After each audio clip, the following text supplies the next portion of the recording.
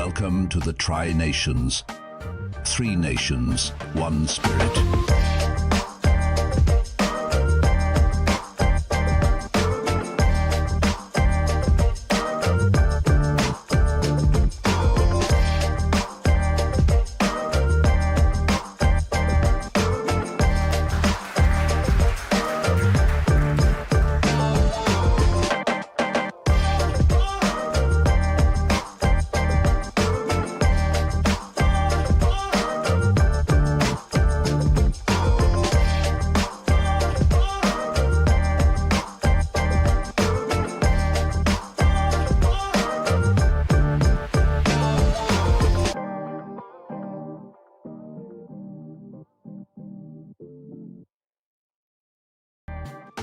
Welcome to the Tri-Nations. 3 nations, 1 spirit.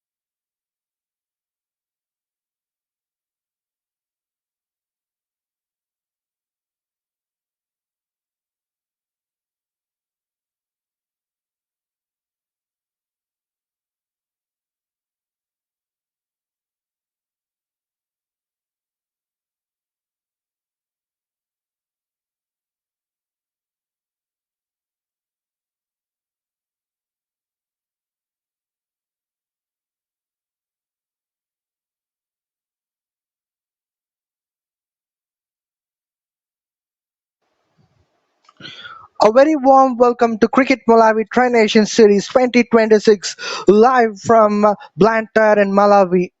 It's day number 4 and match number 7. The matches between Zambia and Rwanda. What a wonderful tournament we're going to have. And before all the things which we take forward, we will check out for the toss.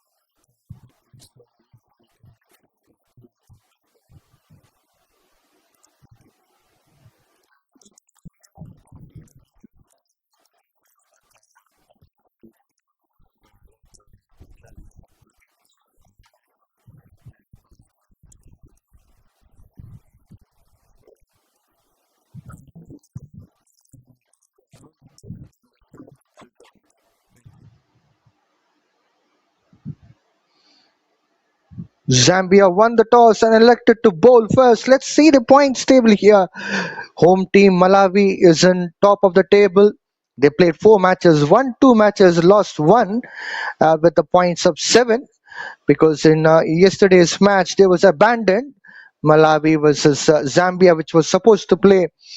Henceforth, the point has been shared. So the next one, the second team in the table is Rwanda. They played 4 matches and won 2 matches and lost a couple of matches. One match they well too close, but they lost against Zambia. Another one they lost against a home team in Malawi yesterday's overs restricted match. And last but not the least, Zambia is in the last position with 4 matches under the belt, where they won only one match, which was against Rwanda, and they lost a couple of matches, and one match which was with no result, which was abandoned match. Henceforth, they have 4 points on the table. Malawi home team is leading, but today's match, the first match of the day, is between Rwanda and Zambia, which are in second and third position. Zambia has a wonderful opportunity to bounce back from that last position. Zambia won the toss and elected to bowl first. Zambia are quite good in terms of bowling, particularly. It's a good strategy for Zambia to win the toss and elected to bowl first because knowing the fact that Rwanda are very good in chase, this would be a testing time for Rwanda because they come for the batting first. They have to put up a score, and probably if Zambia can be able to use their bowling strengths well in the morning condition, then they can try to restrict the score, under which Zambia can able to chase that score, and Zambia would also have a wonderful opportunity to get back and bat second, knowing the target. They can come with a concrete plan and they can try to win this match for a point.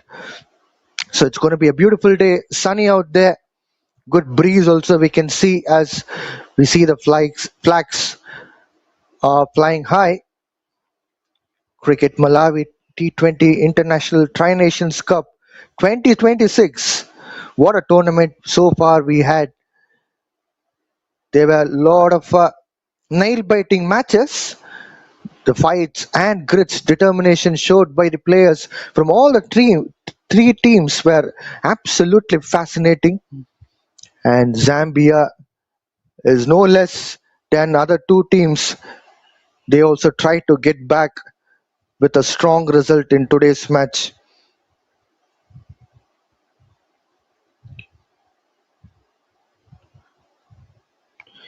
We'll be shortly back as the umpires and players walk down to the center. Stay tuned.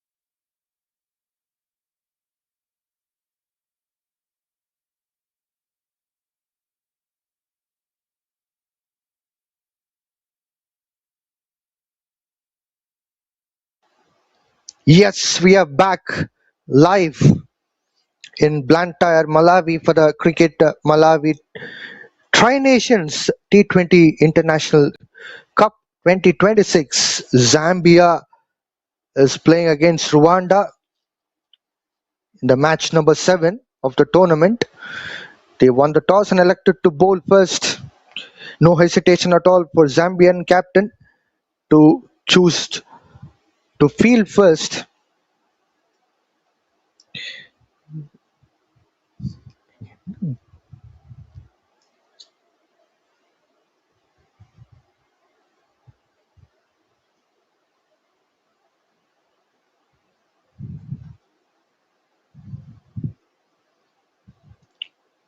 Definitely team would be having a good spirit.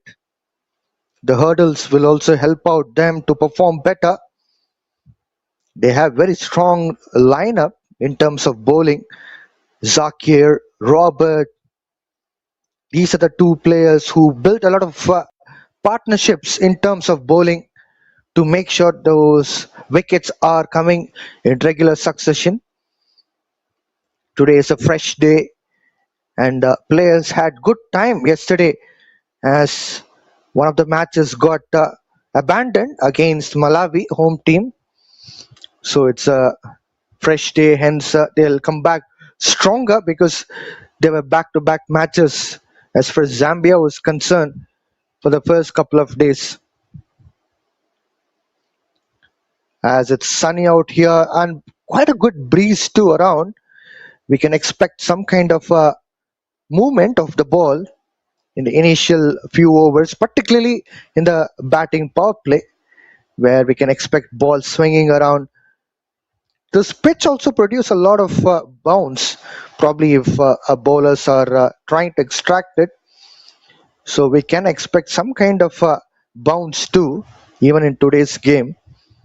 Definitely, this pitch is a sporting pitch in the sense, which means that just in case if you're really talented, you can make a big score in terms of batting. But if it's fast bowler, if they are using the seam quite well, and if they are trying to pitch up the ball with the seam, and if they're trying to get proper control of the line and length, they can pick up a lot of wickets.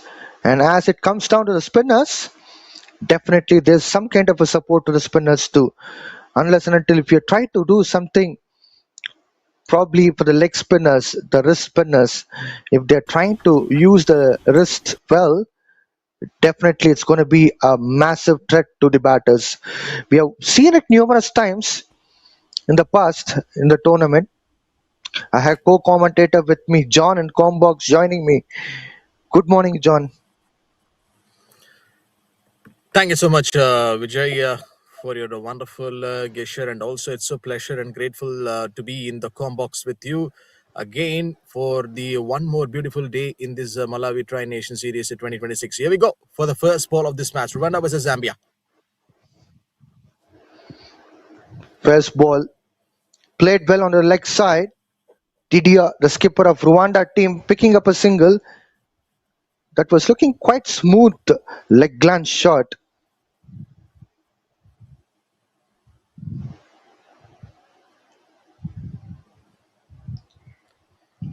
So far, the things what we have seen, during the toss and also after that, the points table, can see Zambia at the third, and also Rwanda yesterday they've got a loss.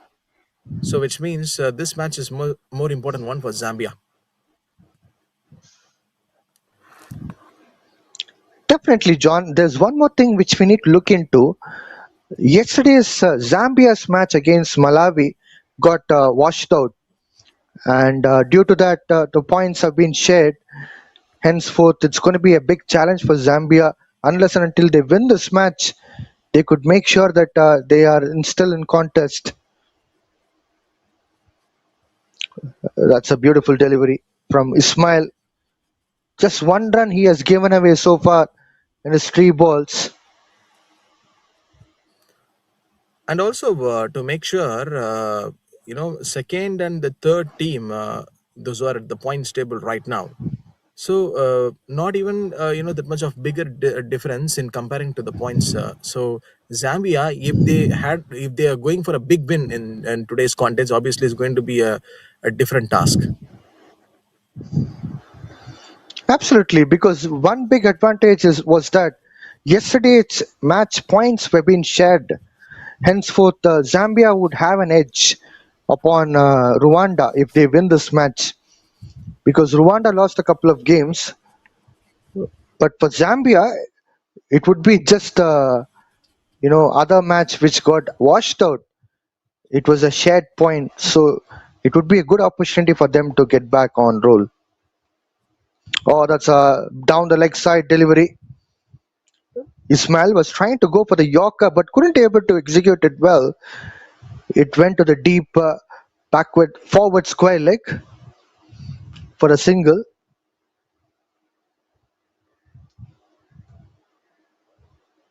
So 1 hour as of now, 2 runs already on the board from Rwanda.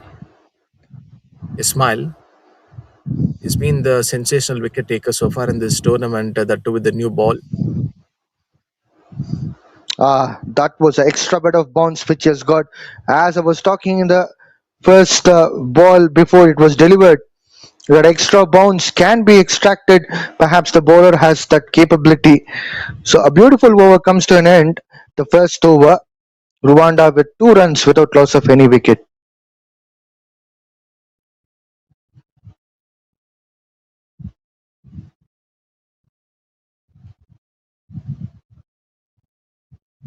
So, John, as you were talking a lot of times in the commentary for the past few days regarding Rwanda chasing the scores which have been set by the opposition teams, this time they're getting opportunity to bat first. So, how do you see this? Yes, absolutely. That was an interesting one to be asked from your end. So Rwanda, if you just compare the other two teams, Malawi and Zambia, the way they played and the way they have approached. Comparing to Rwanda's, the batting order, Rwanda they have some good game changers like Daniel and David, and probably they have seen their best out of their potential. And of course, in the last league match, was also white call from the umpire, but a wicket keeper seems like he's just a bit emotional, and also he just want to give the umpire to out. Well. Lot of things are happening around in TCA Oval in Blantyre. Wicketkeeper seems to be convinced, and other fielders too. The short pine leg, short third man, they were all convinced. I guess they heard something out of the batter's bat. Yet the final decision comes out from a umpire's mouth, which is wide. There's a bit of mix-up out there. Luckily, there was no any damage done. And also yesterday it was bit rainy, so one match we were not able to witness. So the points which has been shared. So today the conditions bit look okay for Rwanda's batting, and they've also got a good surface. They know very well about these conditions, and they have played a bit of matches this last 2 days. So obviously the batting first would not make them putting into a big trouble. So, John, You noticed from the previous game, just in case if Malawi would have lost against Rwanda in yesterday's game, they would have been in a similar situation like how Zambia is right now. They're trying to fight back for that final spot. This time bit of extra bounce, and batter is trying to just flick the ball onto the onside towards mid-wicket region to pick up a single. See, one thing Good for point sure, is yeah, Rwanda is already in yes, John. a good position in the points table. But that one match, I don't know whether you have realized that Daniel couldn't able to finish the match for Rwanda a couple of days back ago. That Against went till the Zambia, last over. against Zambia, Correct. particularly against Zambia, very same team.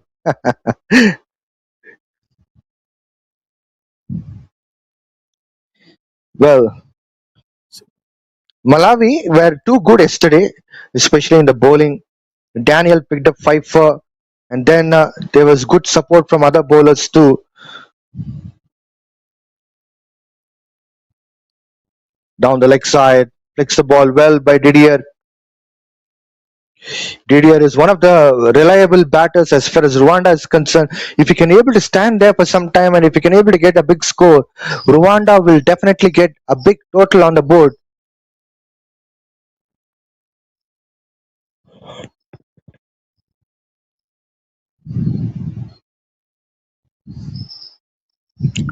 This time, no connect at all as far as Hamza's bat is concerned. It's just checking out the line of the ball.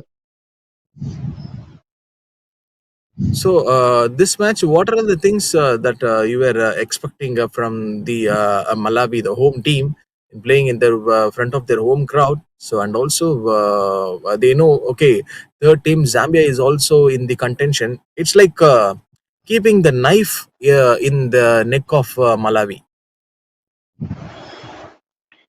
Yeah, let's get back to Malawi's point next. But as far as Zambia is concerned, if they can able to win this match, definitely they have a chance to get into the final. But just in case if they are struggling against Rwanda at the moment, and if they can able to, if they couldn't able to capitalize this match, and if they can't able to convert it as a win, definitely Malawi would be on top for sure. Not a problem at all for them.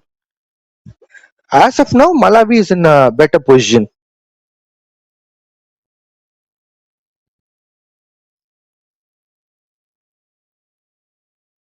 Who knows? We need to wait and watch till the final over because some of the matches it went till the last 20th over too. Hamza smacking the ball well.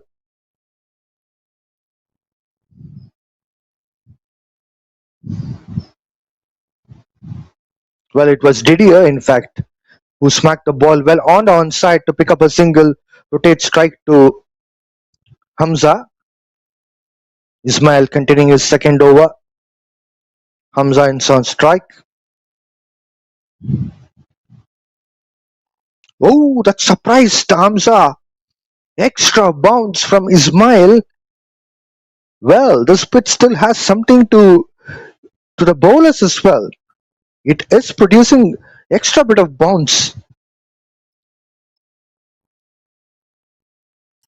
Ismail is having a good run up. That is a scene we are witnessing right now in front of our screen.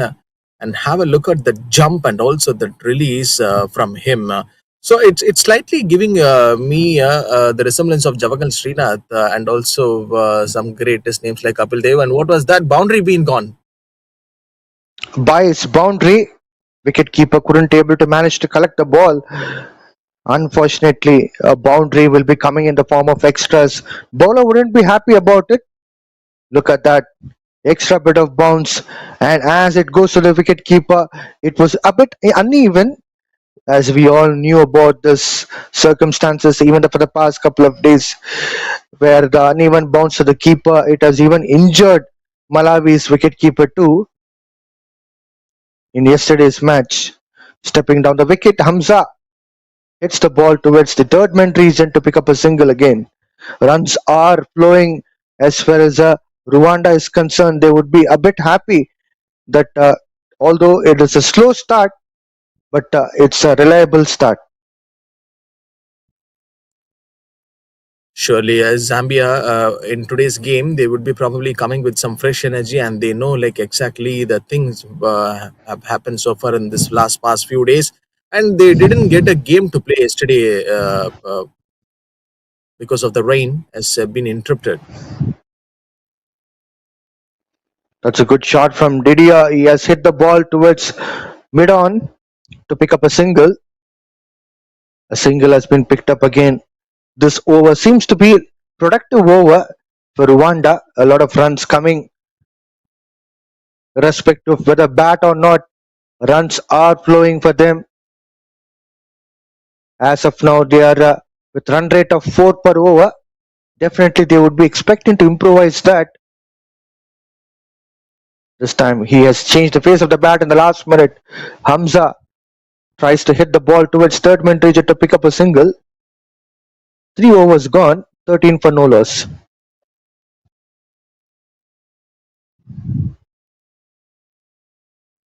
Well, John, what would you expect, or probably how would you see the things? Probably if they can, Zambia could able to bring spinners early in the part of the game, because they have the one of the best, not one, two of the best spinners of the tournament, Zakir and Robert. I think they are wicket-taking bowlers.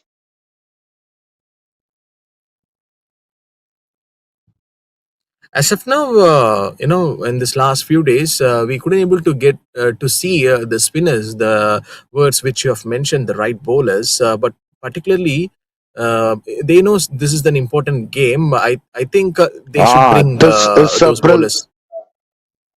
this is a brilliant shot from Didier. He has pulled the ball onto the square leg region, and that's no deep backward square leg for the proper reason, because it's just a batting power play. A beautiful boundary for Hamza. This would release the nerves as far as the batting side is concerned. This would be the first boundary for them from the bat. Joseph continues the second over. He's bowling the second ball. Well, this time the line was completely out of off stump. Luckily, it was not Vijay, I going think away from the. Yes, there are John. only a few spinners, like Nadir from Rwanda. He started with that new ball in this last few days back ago. We have seen, and he has already he got some wickets also. So it's pretty much sure the bowlers which you have mentioned, they should Zambia should bring them immediately. That's a fantastic shot from Hamza. He has smacked it towards the point for the four. That was a kind of a signature shot which you can expect. Probably if bowler is not maintaining the length, he bowled a bit shorter and also outside the off stump line. Thank you, says Hamza. This time with a back foot punch towards point region.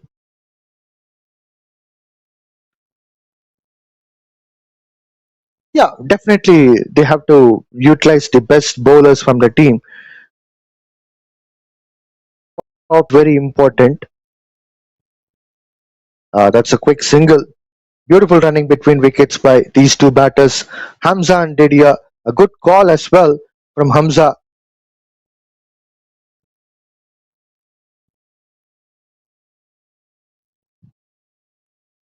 Last one more ball to go in this over. Joseph to bowl. Two boundaries been conceded, but I guess so. Think so. This could be a right delivery. There was a chance of run out. Well, once again, there's a mix up on both ends. What are these batters are doing? Just now, I told they have very good running between wickets. I have given the compliment to them, and immediately there was a mix up in both ends. Chances were there from both ends for run out, but fortunately, Rwanda got rid of it. 4 overs gone, 22 for no loss.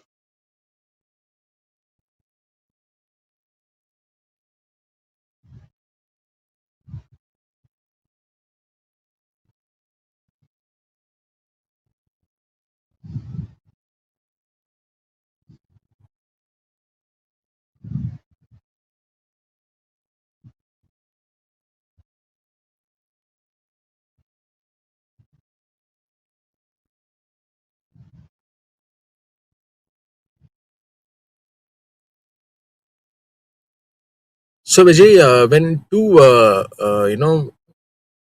pressure teams when they meet up, what is the best result that we could expect? I guess the question which I'm asking right now, maybe this match is obviously going to give that right answer. New bowler Aya starts off with a white ball. Yes, John. Yep, this is like when two giants meet each other. So Rwanda is also top tier in this contention on getting some back-to-back wins, and unfortunately they've got that one loss. But Zambia, uh, it's like they started at a low level and they've got that one greatest victory in this tournament. Well, a small correction. Rwanda lost a couple of matches. One was against Zambia on day before yesterday. That match which went down the wire, where Michael and Daniel everywhere were putting that fight. Another match was yesterday against Malawi, but now that I think Zambia would have gained the confidence after winning against Rwanda, dancing down the wicket. Hamza couldn't able to get connected to the ball. He was trying to go for that boundary, but it was a very good delivery from Ayaz. So immediately there is a run came from the wicketkeeper to grab the ball.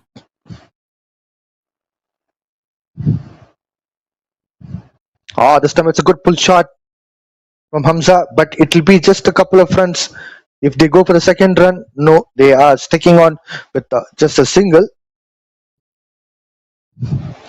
But talking about Zambia, I think they would have gained a lot of confidence and they are looking fresh too, because even in yesterday's game, which was abandoned, they had no opportunity to play. And the previous day, it was a rest day. So I think it would be great time for them to sit down and chalk out the things went wrong for them. This time it's a good pull shot from Didier. The field has been well set, hence it will be just a single. Fine leg protects there the boundary.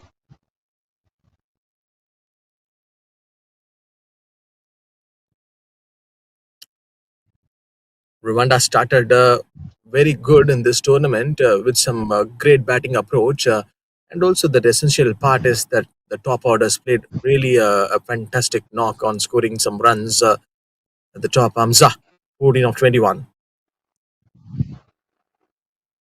That's a seems to be looking like a big shot, but didn't go much to the extent where it was supposed to.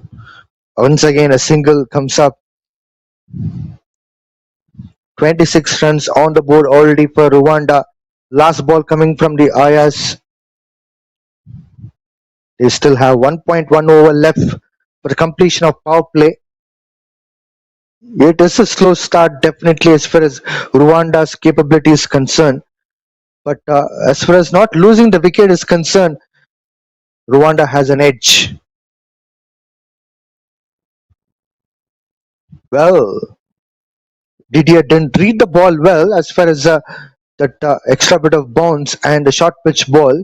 It could have been punished with a pull shot for the boundary. No square leg too. 5 overs done and dusted. 26 for no loss. John, I'm coming And up with a Vijay, question to you now. yep. Yes, I'm go coming ahead. up with a question to you now because you see T20 cricket is mostly relied upon run rate, and the current look at the current run rate as of now as far as Rwanda is concerned, it's not more than 6, even lesser than 6 at the moment. Irrespective of falling wicket or not, this kind of cricket, what if the next over, which is sixth over beginning, what if they can if Zambia could able to pick up at least 2 or 3 wickets, which means that they are in a very dangerous position. So how do you see this scenario as far as Rwanda is concerned? 5 overs, 26 already on the board. I guess for Rwanda, DDR is already out there, but I don't know whether you have noticed this thing. DDR, yesterday, he played down the order, I guess, at number 3 and number 4, but today he's just opening up with Hamza. So it just looks like Rwanda already got their plan right. It's something like plan A and plan B. So if plan A goes wrong, and they do have the plan B, but comparing to this, coming back to the Zambia, you already mentioned they do have some regular options bowlers. They probably they can take some quick wickets with the new ball. But coming back to the at the bottom line, spinners Javed who can roll his fingers nicely, and he has got some options to take the wicket also. But here, what had just happened? The batter just slapped the ball, and the boundary will be given to Rwanda. 30 on the board. But John, I see this circumstances could be a difficult one as far as Rwanda is concerned, unless and until if they can able to get like about 15 odd runs. In that they can get back on balance, at least 7 per over the run rate would be.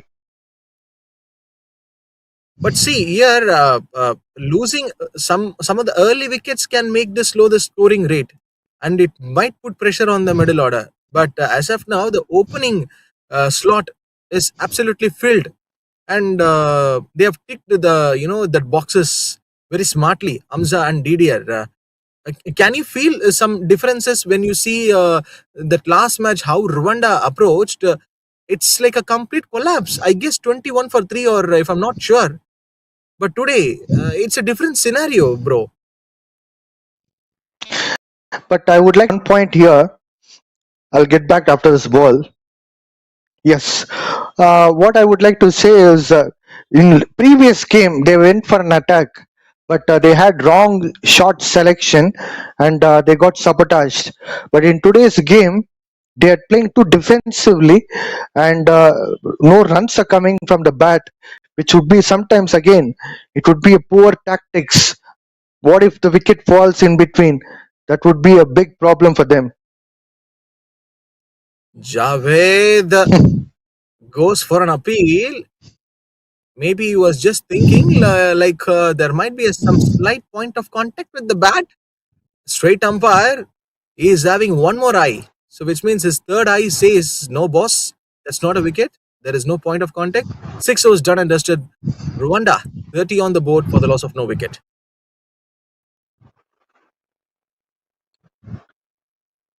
They have managed to get that 5 runs per over run rate. Rwanda. Power play done and dusted. 30 runs on the board without losing any wicket. Usually when we sit on as a coaching squad, John, we look into this aspect where whether wicket fell or not. Okay, one box I can just tick it as wickets didn't fall. But the second one, looking at the run rate of the whole team, Rwanda team, that looks disappointing. And top order batters are expected to have strike rate of 150 plus minimum. If you're not having 150 plus, it's going to be very difficult task.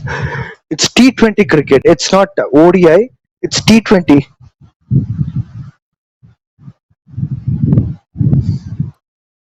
And when we see this match, we know the importance of this game very well for Rwanda and Zambia. See, recently I got a chance to interact with Indian hockey team captain Harmanpreet. We were having a word. So that time I asked him a question like, how do you handle this, game pressure, especially on a match day?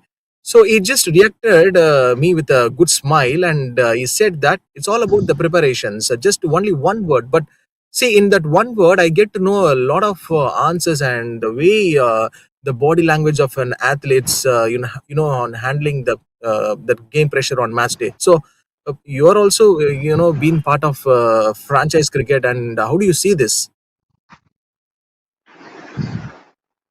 Well, definitely, it's all about how do you handle the pressure, and also game plan is very much important. As far as this T20 cricket is concerned, when we sit in the hotel room, or when we sit during the match meetings or analysis sessions, or probably even a dugout, we have certain plans. A batter with certain strike rate, team with a particular run rate, and last but not the least, how many wickets are falling, what is the role of the player. So these are the things which we sit down and chalk out together. And phases of the game, particularly in T20, we have three phases, as you also know. First one is first 6 overs is power play. 7th till 15th over ending, it's going to be middle overs, and from 16th over till by end of the 20th over, it's going to be death overs. So you need to have plans accordingly. This is a very concrete one, but last but not the least, individual plans completely are different from what I said right now. But see, I don't know whether you have come across or like noticed this thing not only in cricket. So whichever sport you do commentary or like you see that sport, especially if I were doing a boxing, that time I would have realized whenever the coaches used to shout on the particular athletes, inside the ring or like off the field or on or inside the ground. So at those times, whatever if the batter gets the runs or like if he is losing the wickets at that particular time, you cannot get all those things from that respective coach, right? So you have to react according to the situation, and also you have to react according to the ball which you face. So which means like if I throw 50 to 60 stones on you, you cannot react to all those 50 to 60 stones. Yeah, definitely. See, even as you mentioned it rightly, there are plans which are given to the players, and plans of even the players are completely sometimes different from the coaching staff. But by the end of the day, it's all about team. So you need to have one alignment which brings everything together. And on the match day, as you rightly mentioned, coaches keep shouting, as you mentioned about boxing. Yes. All right. As far as boxing is concerned, yes, you mentioned coaches, they sit or stand besides the ring, and they keep advising or uh, cheering the player, boxer. It's going to be a bit of pressure. Another thing is that by the end of the day, you know what you're supposed to do. But last but not the least, the things have to go aligned. Particularly in team sport, you cannot compare with the individual one at all. Because boxer, he knows after getting 15 punches on his head, he can get back on roll, he can stand up, he can give a good fight.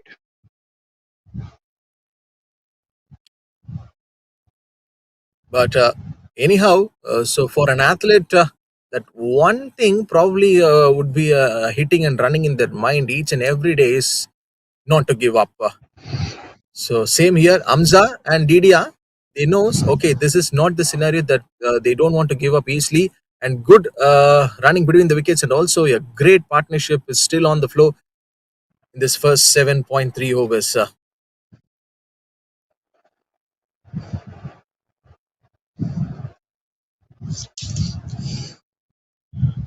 Well, I would like to share a No few big things about change. Malawi cricket after this ball.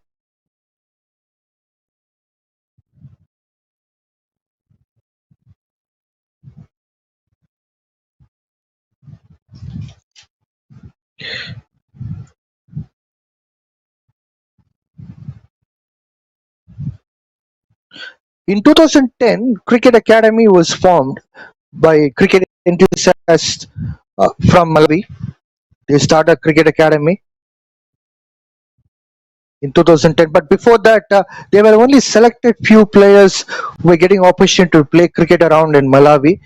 But when the Cricket Academy has come in 2010, which was formed by cricket enthusiasts, the game was took to the nook and corner of the country, particularly to the low income areas. Even they start to get the privilege of playing this beautiful game, cricket. In 2014, Cricket Academy is a partnership with Malawi Cricket Union. As I told you, Cricket Malawi, it has been rebranded in 2020, but before that, in 2014, it was Malawi Cricket Union. So the Cricket Academy has partnered with Malawi Cricket in 2014.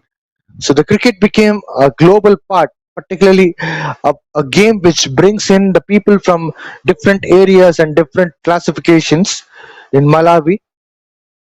which is a quite good scene, and that's one of the reasons for which we are witnessing here right now in the Cricket Malawi Tri Nations T20 International Cup, where the players come from different backgrounds, all play together as one team, as Malawi, the nation, a beautiful nation from Africa, which is a wonderful sight here in TCA Oval, Blantyre, Malawi. And the another thing, the things which you were rightly mentioning about the cricket Malawi. See, going back to the some of the points that we have discussed. One thing to notice is that in cricket Malawi, the total participants, from the 2025, there are more involvement in cricket. In 33,722 total participants.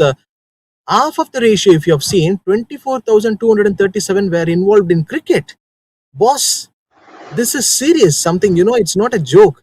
And also, the coaches were being so active as like 2,004 four coaches and 183 active umpires. This is what you call the brand of cricket they play, Cricket Malawi. Incredible stuff, yeah. Absolutely. It's gobsmacking information what you have given. Now here, Robert is bowling the second delivery. Look at that. He has started off with beautiful proceedings. The first ball was a dot ball with where he has got the turn. John, as I said, he's one of the main bowlers for Zambia.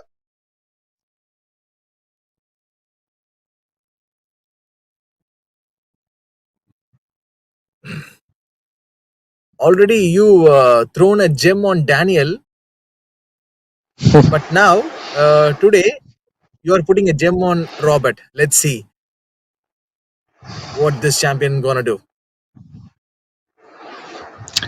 As far as Zambia's bowling attack is concerned, I'm quite impressed with two spinners. One Zakir, another one is Robert.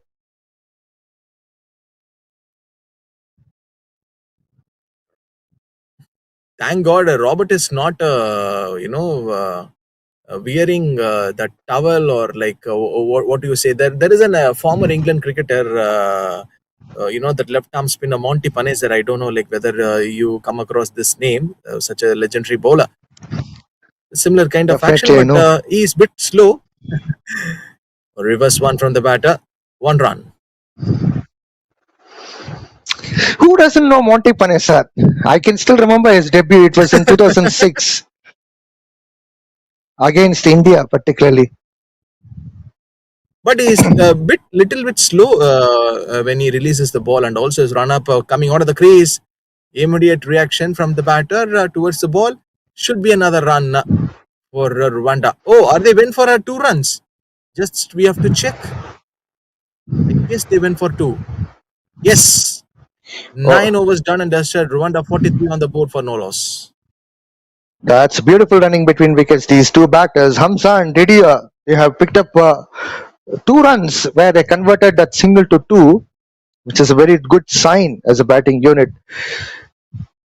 As far as run rate is concerned, still it's a concerning part where it's lesser than 5 per over. They have to pull up the socks. Yes, no wicket fallen so far as Rwanda is concerned, but they have to make sure that runs are also coming well. Here comes Zakir, I suppose. Dear viewers, This partnership. if you're at someone, yeah, tell me. No. It's Zakir, I suppose. That's what I was trying to say. So if you're at Yes, someone viewers are maybe still new waiting for your on words. watching, yes, if you're at someone like maybe new on watching this sport and also like what is exactly happening in front of your eyes, in the sense like I would love to say, just take your mobile phone and search in YouTube as Cricket Malawi TV, and you can watch this Malawi Tri Nation Series 2026. Meanwhile, a boundary being awarded to the Rwanda, a reverse one by Didier. So last over also, I think hopefully the spectators would have realized that reverse attempt which has been taken by the same batter. This time he got that connection. Oh, shot came from the wicket keeper immediately to Javed. Well, it's not Zakir, it's Javed who's continuing his third over.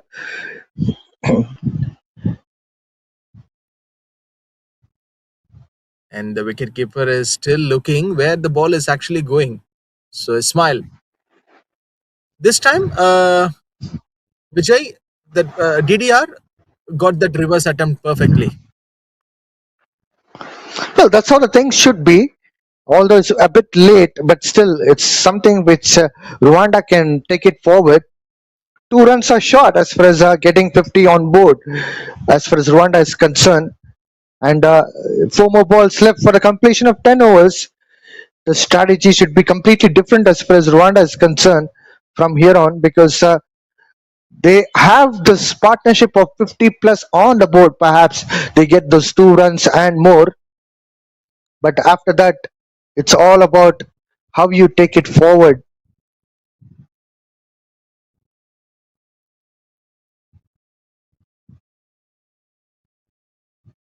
Only, we have been grateful to see the players who got injured very less. That is so good news to know about in this from this tournament, because we have seen there are some uneven bounces in this ground, and players bit feel in some several kind of circumstances a struggling point. 48 for no loss as of now. Rwanda, by seeing the yesterday's game today, they came with some different plans, and also everything going on a good note for them.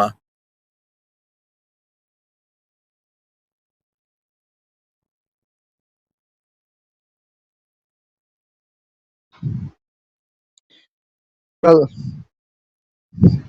once again, Javed has come back.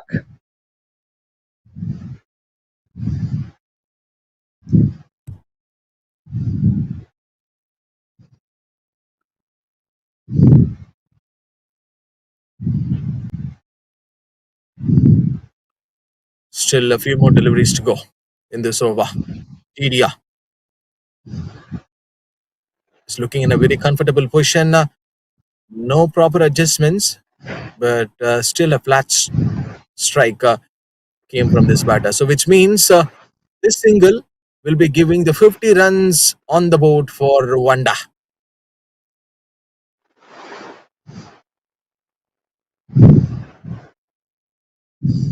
Oh, this one went towards the backward square leg region. They have the fielder out there, and also that long throw came from the player. So, what a batting this has been from Rwanda. Absolutely, but still the run rate is a concerning part. Last ball coming up of the 10th over. It's high in the air, and the batter gets the ball on his arc. He just waited for the delivery, and one good error came from that fielder. 10 overs. So, which means 60 balls contest have got over. We're going to witness the another 60 balls game, which is going to come. So, don't go anywhere. Stay tuned on Cricket Malawi TV. Rwanda 52 for the loss of no wicket.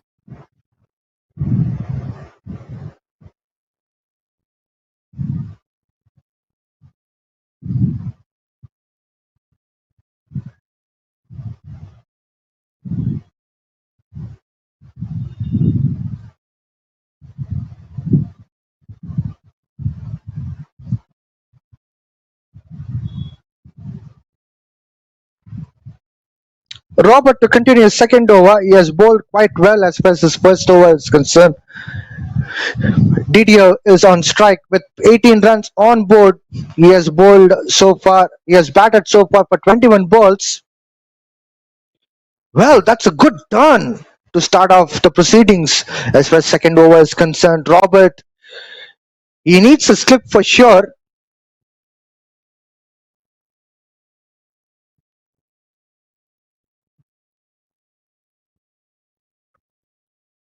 Reverse sweep connected well, but the field has been well placed. Just a single has been took for that.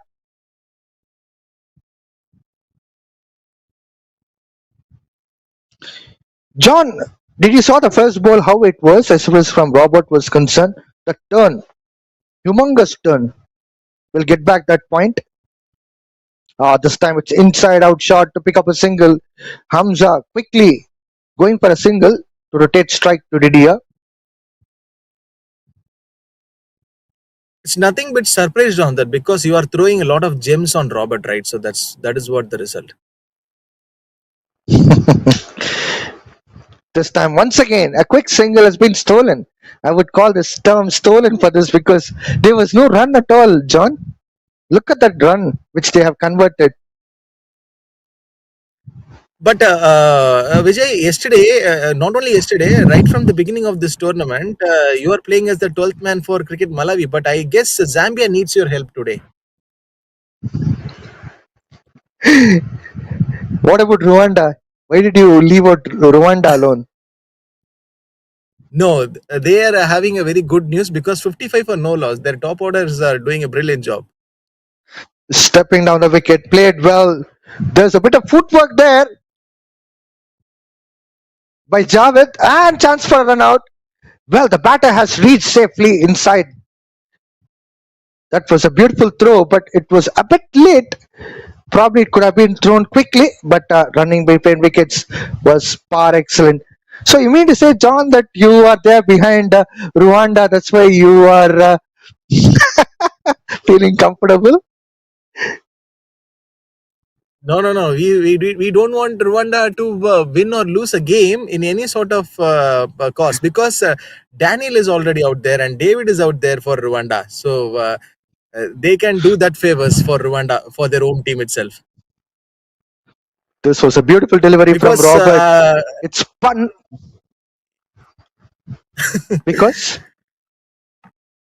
Because I need to see your car whether it is safe or not, right, in the car parking area. For the last 2 days, I was out there after finishing my job.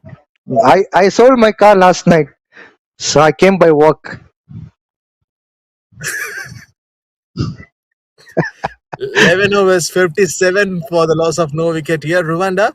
But for the fans, it is too good climate here.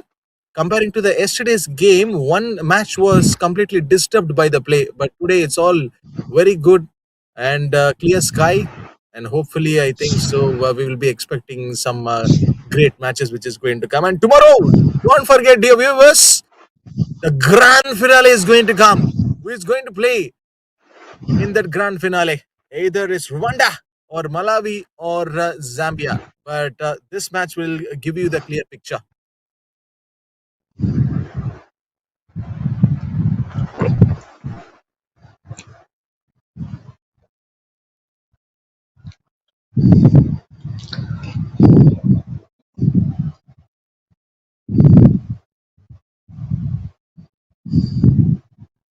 Oh, that's a beautiful turn.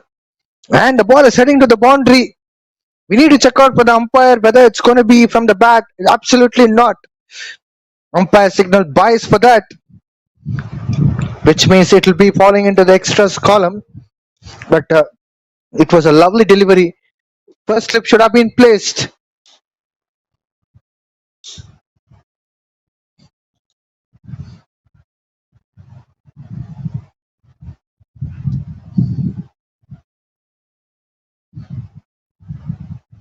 Zambia, not for the very first time, on making this kind of errors, but fielding was little bit improved. This time, What was ball that? is up in the air. Has the catch been taken? No, I don't think so.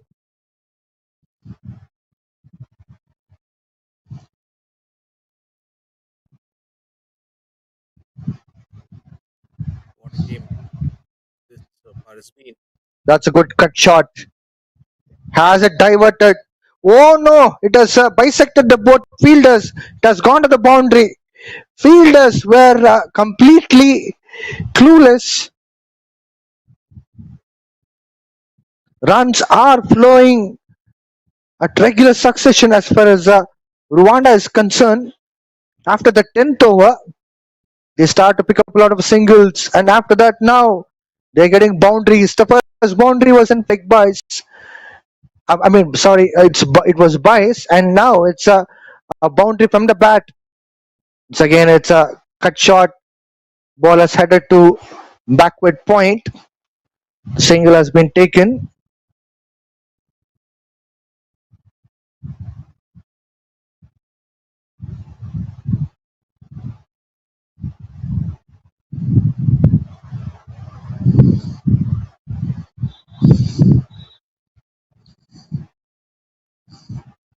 Ooh, that's a beautiful delivery from Javed.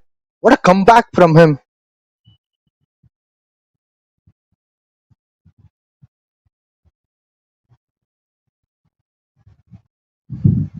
This partnership goes good between these two.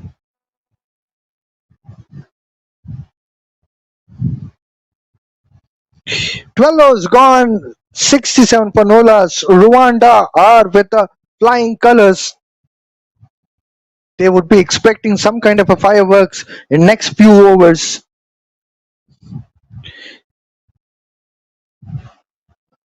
Look at that graph. No wickets in that column. It looks quite outstanding. It's steady and consistent in terms of batting. Probably a bit of sloppy here and there. That's because of no runs in few balls. Apparently, it became dot balls, and all of a sudden, they were scoring some runs. Now, the change in bowling attack. Robert has been removed, and there's a change in bowling.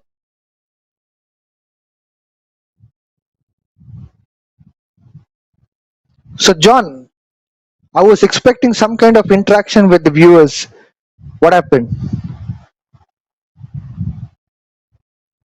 Yes, I was actually just wondering that what Zambia is going to, come up with some good plans on picking up the wickets. Stepping down the wicket, Hamza, and he gets a boundary for that beautiful boundary. Zakir under pressure in the first ball. Definitely a watch out man as far as talent is concerned from Zambia. Hamza didn't spare him. First ball under radar, getting smacked.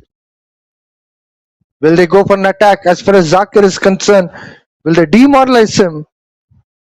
Once again, stepping down the wicket, a beautiful change of pace and length by Zakir, which has apparently given just single.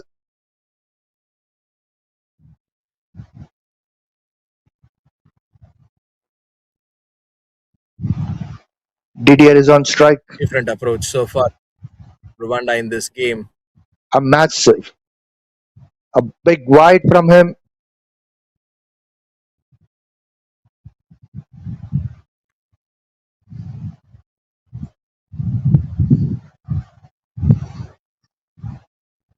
This time it's a pull shot, but not with the proper execution, where they'll be fetching up a run. In fact, long on comes to protect that extra run.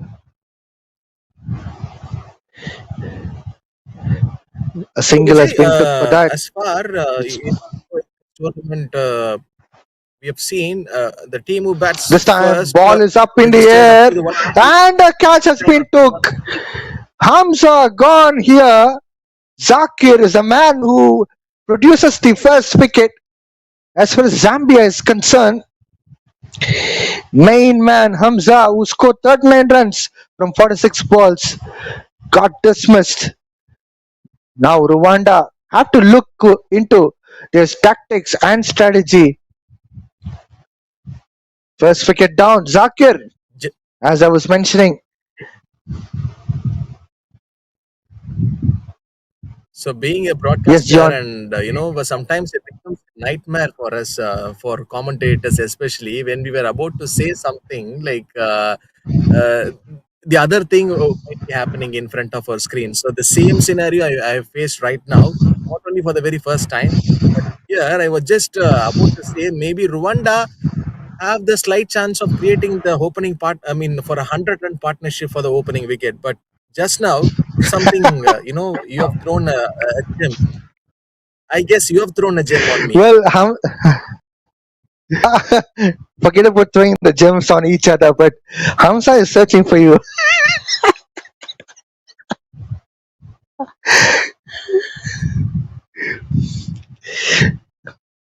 Well, Newman into the because center, this is absolutely replacing a Hamza. huge impact from when comparing to the yesterday game. 74 runs for the loss of one, so which means they have created the opening partnership for the first wicket is 74 runs. Oh, beautiful delivery from Zakir. Straight away into the batter. That was a good off spin from him. You can expect a lot of variations from Zakir. Flighted delivery played well by Martin. Well, he has gone for the bang. And a six. A beautiful six. So the ball was actually coming on his arc. So it's just like the flighted delivery. So a big connection came from the new batter Martin, and he just came up with some fresh energy. Immediately, Zakir conceding a six, the wicket keeper coming towards him, and he's giving a positive chat. And also, the batter needs the bat change, I guess. So what about the audience here? Spectators are enjoying. In weekdays itself, we have seen crowd. Has been coming with more numbers. But today, I guess it's a weekend, Saturday, a blockbuster Saturday. Tomorrow, a Sunday grand finale. Vijay, Well, what I can say, as far as cricket Malawi is concerned, I think they're going to have a beautiful time. The people from different parts of the country will come down to watch the match here in Blantyre, especially this Cricket Malawi Tri Nations International T20 Series 2026. I think they have got a new ball, or probably they have searched and got it. Once again, Martin was going for the bigger one, but couldn't able to get connected. A wicket which has come in this over would be a positive sign for India. Apart from that, it was a lot of runs which came from this over too. It was like about 13 runs from this over. 13 overs gone, 80 for 1. Rwanda.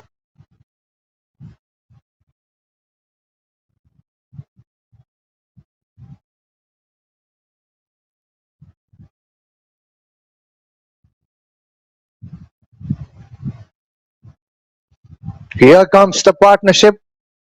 As I was talking about, Zakir and Robert. John, keep make a note of all these things. Look at this partnership. no, next time I should be, cross checking whether I should throw the word, partnership in this match. 80 for 1 as of now. For Rwanda. Because there's two batters, DDR and Hamza, were actually going on a good flow. When I was about to throw that word called partnership, immediately the wicket has been gone. Didier stepping down the wicket. Didier has picked up a single. Martin is taking the strike for the first time as far as this game is concerned against Robert. Can Robert produce a magic here? Newman already will be having some kind of nervousness, and there's an appeal from Robert. No first step in the position. Ball is heading to the boundary. Well, it seems to be looking like it has hit the bat. Umpire has declared dead ball. What's going around here? Has the boundary been given or not? That's again a question. Umpire signals dead ball, which means that bowler has to re-bowl. It looks like batters were not ready, or probably the fielder was walking in. Yes, that could be the reason. Fielders didn't settle down there this time. Martin was trying to adjust himself and hitting the ball onto the onside. Have they picked up 2 runs? No, it's just a 1 run, I guess.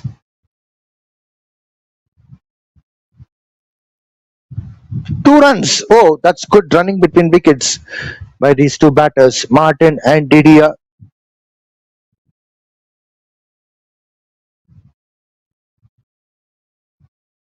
Oh, that's a beautiful line and length from Robert. Short thirdman has been placed.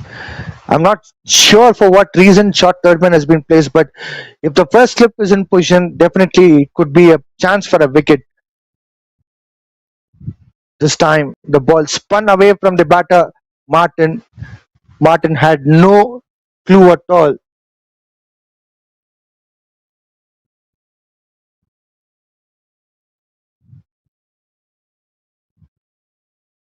Well, inside edge. This will fetch a run. Short third man coming into the play to protect that extra run. Bice has been given, which means there's no involvement of the bat. A tidy Well, over Vijay, comes to an end from Robert. yep. When we see this last over being bowled by Robert, that too Martin came with some proper intent, and he has just literally shown with this massive power on going for that big six. So obviously, if you're someone out there in the middle, like if you're seeing like scenes like this, whether you would probably go for a spinner or a pacer, batter against like Martin, because usually when That's we see that's this yep. pitches dry surface. That's a very good question. Now we need to look into one aspect. Zakir and Robert are the prime spinners and key wicket-taking bowlers as far as Zambia is concerned. They should go and attack against them. First ball, white ball. What was the delivery all about? Already bat. Oh, I guess the bowler was trying to ask umpire that batter has moved away from his off stump. Oh, the ball spun in. He has bowled the length appropriately, but the line way outside the off stump, which spun in. Beautiful turn which Zakir is getting. I'm quite impressed with Zakir's turn. Last 2 to 3 overs, the lesser number of the deliveries, Zambia, they have restricted the runs. Martin this time hits the ball onto the offside. He picks up a single. Thanks to these two bowlers, Zakir and Robert, particularly Robert, the ball up in the air.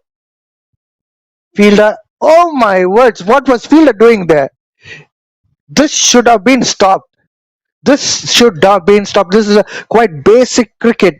A fielder cannot be so careless like that. Oh my words. I was expecting that to be a catch. Forget about catch. Ball was way out, way away from the fielder, but that should have been fielded at least. Beautiful comeback from Zakir. He's already bowling quite well, but definitely would have got that kind of a thought in mind, despite the fact that he has bowled well. This time the ball up in the air again. Fielder makes no mistake. Long on takes a beautiful catch there. Zakir picks up his first wicket. Didier, the key batter, getting dismissed for 27 runs. One unfortunate dismissal. Have a look at that flighted delivery from this bowler, giving a variety of chances for the batter to play that shot in a different mood. Straight away, the ball was actually sitting in the hands of the fielder, long gone. So Zambia taking a little bit of break here after that wicket, because they need to regroup and like follow up with that strategy, what they wanted to go in the next few overs, because the next 5 to 6 overs definitely it will decide the entire course of this game. That last 2 to 3 overs It's been a great turnaround from this bowling unit. They were slightly restricting the runs on going with some daughter deliveries, and they have picked the two wickets. One was that partnership has been broken, and the next wicket, in the previous delivery that we have seen from Zakir. So spinners doing an excellent job, and what I would love to say, this pitch is assisting the spinners a lot. Over coming up, David has come into the center.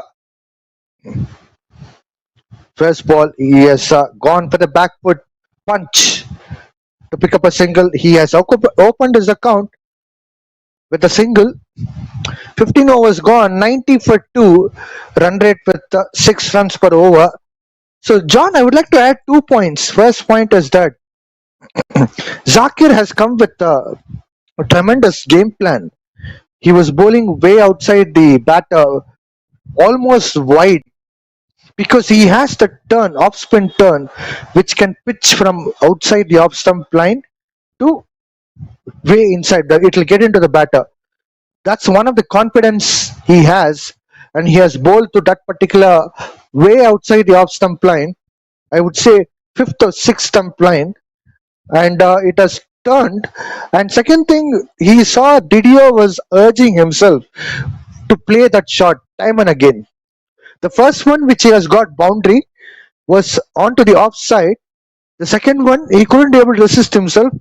The plan was absolutely plotted quite well. The second time, he has hit the ball onto the long on region and he got dismissed.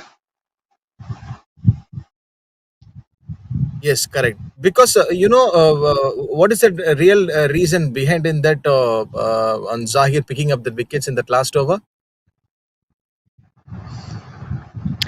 You would say it's my gem word. No, I told Zahir that you had a chat with Suhail 2 days before. Well, this thing is going from one end to another end.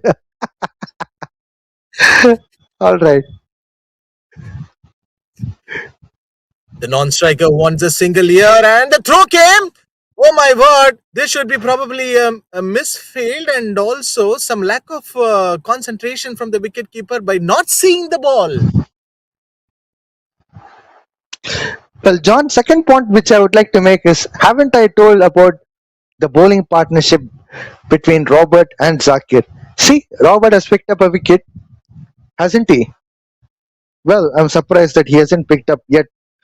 Okay, so Zakir has picked up a wicket, but Robert on the other end is trying to bowl a lot of beautiful deliveries. Maybe if you get a time today, if you message Zahir today, definitely tomorrow Robert will take a wicket. How does that works? If I message Zakir now, tomorrow Robert will take it. 2 more to go in this over. I'm curious to This know. batter is still waiting. 11 of 12. Oh, just a single approach from the Martin. So the non-striker, definitely he will be keeping the strike. Yes, that's what you called as the signs, right? You have to believe the signs, and also universe will automatically will keep the things turn around with you. This one is single.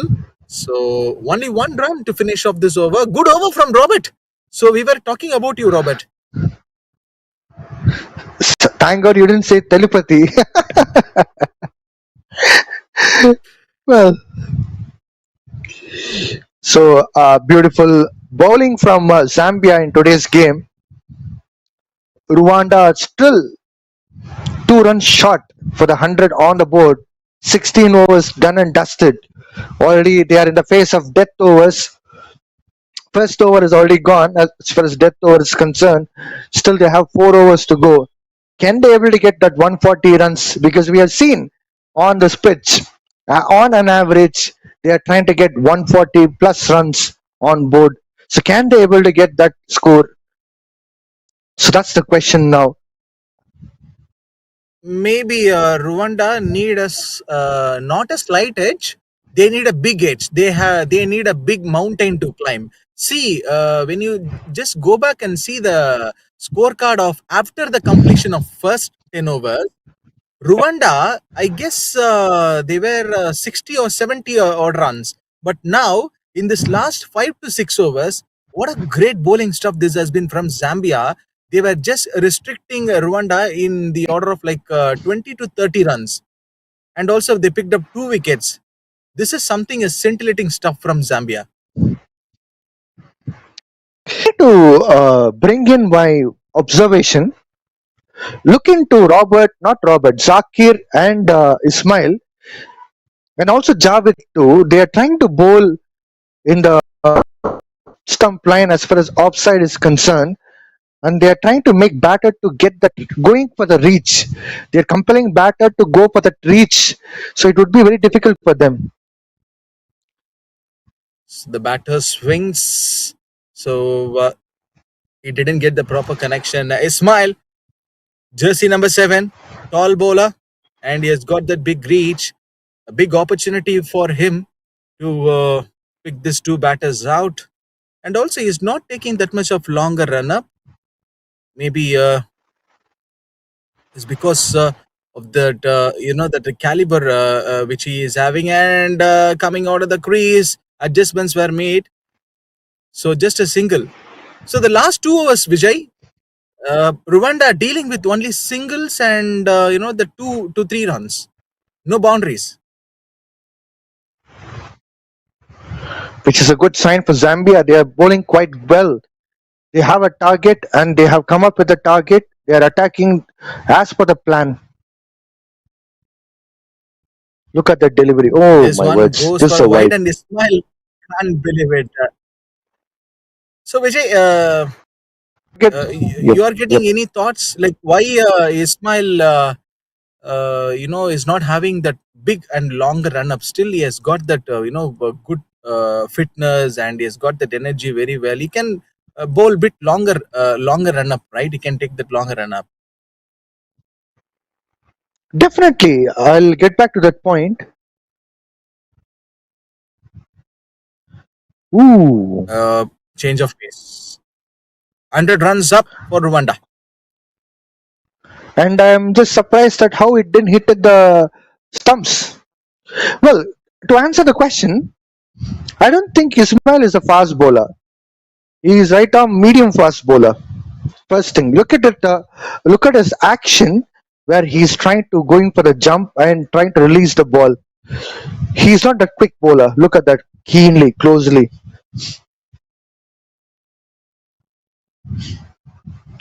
Good one, And slapped at second, the offside.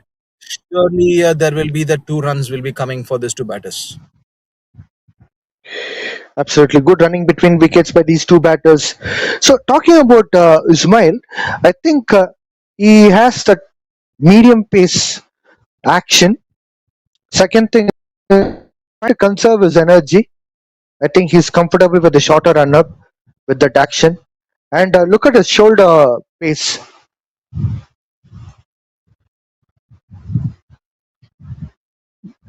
The Great way rotation of of the shoulders. seeing. He's trying to produce the pace with the help of his shoulders, not with the run up and not with the jump and not with the hip. Apparently, he's trying to generate the pace with shoulders, and he's also trying to use not that much of the knee, but mostly dominant with the hip. But he's not using hip up to the mark. I would say that if he's a hip dominant bowler, if he can use the hips well, he can generate more of a pace. But over here, he is a hip dominant bowler, but he is not using hip up to the mark just because he's a medium pacer. What he is trying to do is he's trying to use the line and length and also trying to use that seam of the ball. Particularly with the new ball, he uses seam quite well. As the ball gets older, he's bowling that wider lengths like wider Yorker, and he's trying to bowl at wider lengths where batter have to compel himself to lunge down or maybe to just go for that hit out of nowhere. What was that issue? Maybe that black screen, I guess, or the batter didn't get ready for the ball.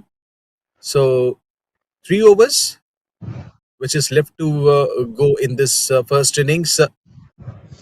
Rwanda, the, this team have already chased down the total of 142 of Zambia. They have posted at the very first game. We all know. Oh, slow one from Ayaz, and this one bowls at the offside. The batter was been tempted, and he literally tried to go for that ball.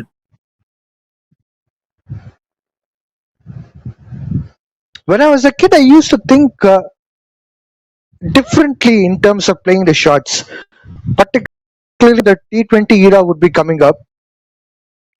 But I was thinking in a different way where how to tackle such a kind of deliveries, converting those wides to boundaries. So I used to think in that way. I think just now I've seen Martin doing the shadow once he has missed that ball. So I think he is almost reaching out there to that point where he can also hit those wider deliveries to the boundaries. Yeah, Yorker won a fuller length delivery from Ayaz, but this has been a decent bowling from Zambia, understanding the conditions very well and reading the batter's mind. Good approach.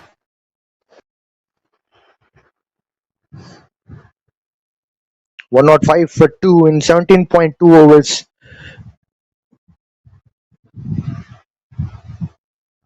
Edged, and that has been taken or not. Yes, wicketkeeper, what a catch! Would you believe it? One of the spectacular catches ever seen in this tournament. And we have already seen, even in the cricket Malawi, the wicketkeeper got fumbled, and this similar kind of circumstances that we have seen in the past few matches also. The wicketkeepers were not so good, but today, this player grabbing one of the spectacular catch, and have a look out in this replay. One-handed catch, diving towards the right side. Beautiful catch taken by the wicketkeeper from Zambia. This is how the matches will be won by the teams. Catches win the matches, they say. And look at that. A beautiful line and length from Ayaz. Bit of surprising delivery too because of the extra bounce.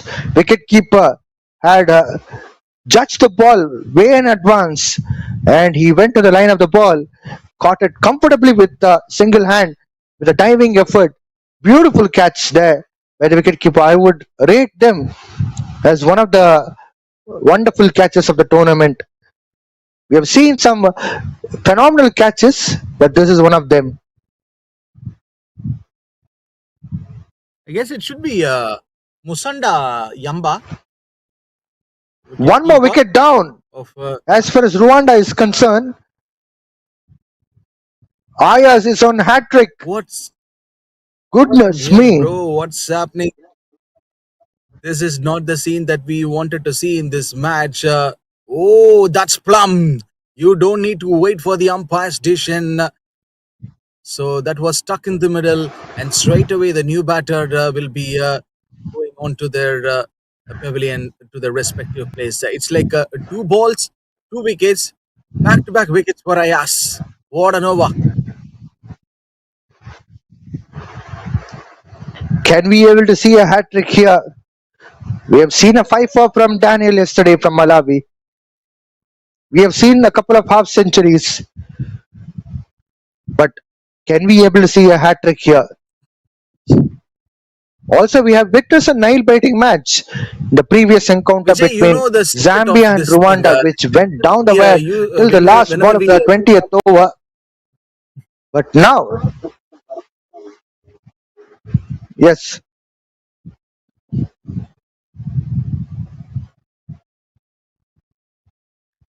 So whenever yes, John. the player is going for a 5 or a hat trick, that time I used to put my mic down.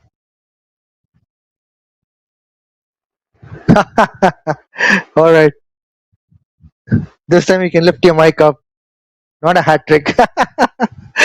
Well, batter survived from the hat trick. Isai, the new man in. One more ball to go in this over, but tremendous bowling this has been from Ayas, keeping up the batter full in pressure, and also the two crucial wickets. Slower one, change of pace, wide call straight away from the umpire. But anyhow, this is not going to affect the batting unit. Somehow, the runs were being restricted by Zambia. Rwanda has a lot of responsibility to be fulfilled.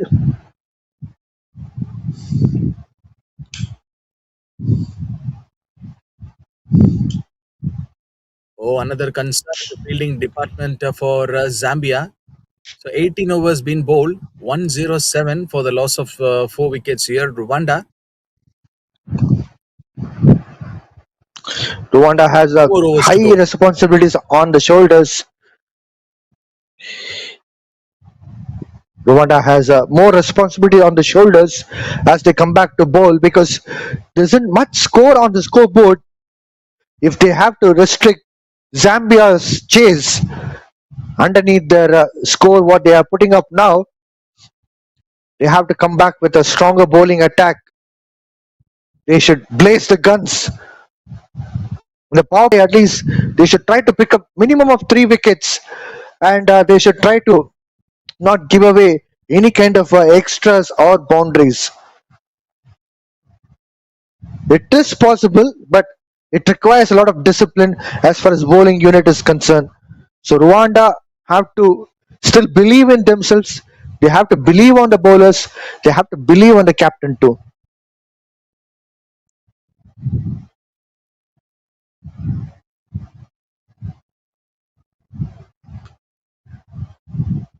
107. Ismail to bowl the last over in his bowling quota. Short ball. The ball doesn't carry much better. And obviously, not for the very first time that we have seen the bowlers getting this advantage. Batter was trying to go for the pull shot, but not complete pull shot. He was trying to slap towards mid-wicket region, but couldn't able to get connected. Probably he should have used his footwork and make sure that he should have gone to the line of the ball. Good shot. And we just need to check like where the ball has been vanished straight into the trees. Vijay, I think you've got one more extra duty right now to go and search the ball. Well, Isai gone for a bigger one. He went for a no-look shot. If there's a replay, it would be great to see how he has gone for the no-look shot. These days, T20 cricket has brought in such a kind of cricket, and I was surprised to see that kind of change in cricket because when we were playing in the academy, when we were kids, coaches used to ask to look into the ball until the end. But these days, batters are going for no look shot. They simply go for the connect of the ball. They try to go with the line of the ball and they play that shot without even looking at the ball. Good short pitch delivery. And yes, of course, a great comeback from Ismail after conceding that 6. And Vijay, last over when Ismail was bowling, I was asking like why Ismail can go for that longer run up since he is also a medium pace bowler. There is a one good personality, commented in Cricket Malawi TV regarding this. He stated that in Zambia they are used to play nights cricket. So as per the rules in ice cricket, they cannot ball with longer run up. So that was a comment. And meanwhile, a boundary being scored by the batter. So 4 runs will be awarded to Zay. Oh, that's something interesting which we are coming across about nights cricket. And but basically, you see, the long run up bowlers are meant to be with a lot of features that would help out to be faster. Unless until if you know that you're a fast bowler, it requires that kind of a run up. Forget about the exceptional case of Jasprit Bumrah, who bowls 140 plus kilometers per hour with a shorter run up. Again, the decent bounce coming from Ismail, so which means second bounce for an over. So that is what the reason the straight umpire immediately shown its hand signal as no ball, which means free hit option for the batter. For, So he can hit the ball anywhere in this ground, and Vijay is going to get the one more extra duty. well, Izai, a man who can play different kind of shots. So just a couple of bounces. What was that from the fielder? He could have stopped the ball. I guess the ball has just passed the boundary ropes, bro. Looks, yes, it has gone to the boundary. Well, that was poor and pathetic fielding out there in the deep. It was very well plotted by the bowler that the batter would be definitely going for a pull shot. How can a fielder be so reckless? I'm not getting it. Unfortunate scenes here. Zambia putting a lot of efforts in a lot of areas, but all of a sudden, fielders letting them down. Earlier today, we have seen one that misfield came from the fielding department of Zambia. That also came in a similar fashion of the previous delivery what we have seen. So 19 overs done and dusted, 122 for the loss of 4 wickets here. Rwanda. So last 6 balls to be bowled in this first innings. Izay coming up with some fresh energy and scoring some runs and hitting the boundaries. So last 6 balls,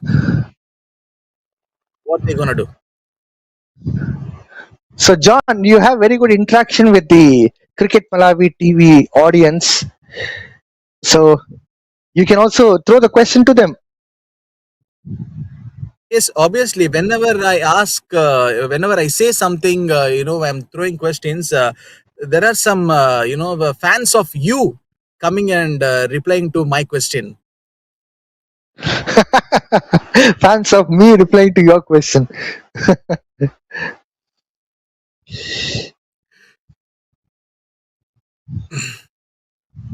But they don't know the chat between Suhail and you. That's a very secret one. Oh, it goes high in the air. There are some chances for the fielder to catch this ball. No, it passed the boundary ropes. 6 to start off this over. Martin is the player. He is the only one can literally do this. Wonderful batting from Martin. We have seen him earlier in the tournament too. He has capability of going for the power hitting. Can they able to get that 140 runs on that board? Problems on for the batter. Wrong shot selection. They have the fielder out there at the short third man, and he will be taking that catch. Not the easier one. This one might be looking like bit easier, but I'm damn sure telling this fielding was bit average today with Zambia, but this catch was taken very beautifully.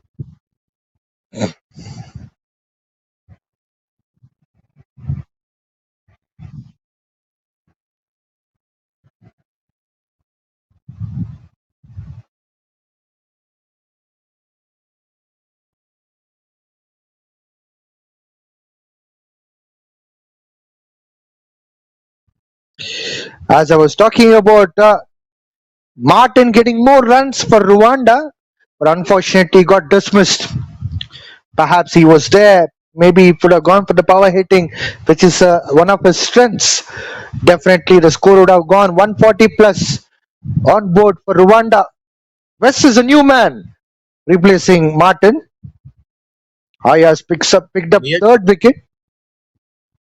here comes Ayaz again, and the non-striker wants the single.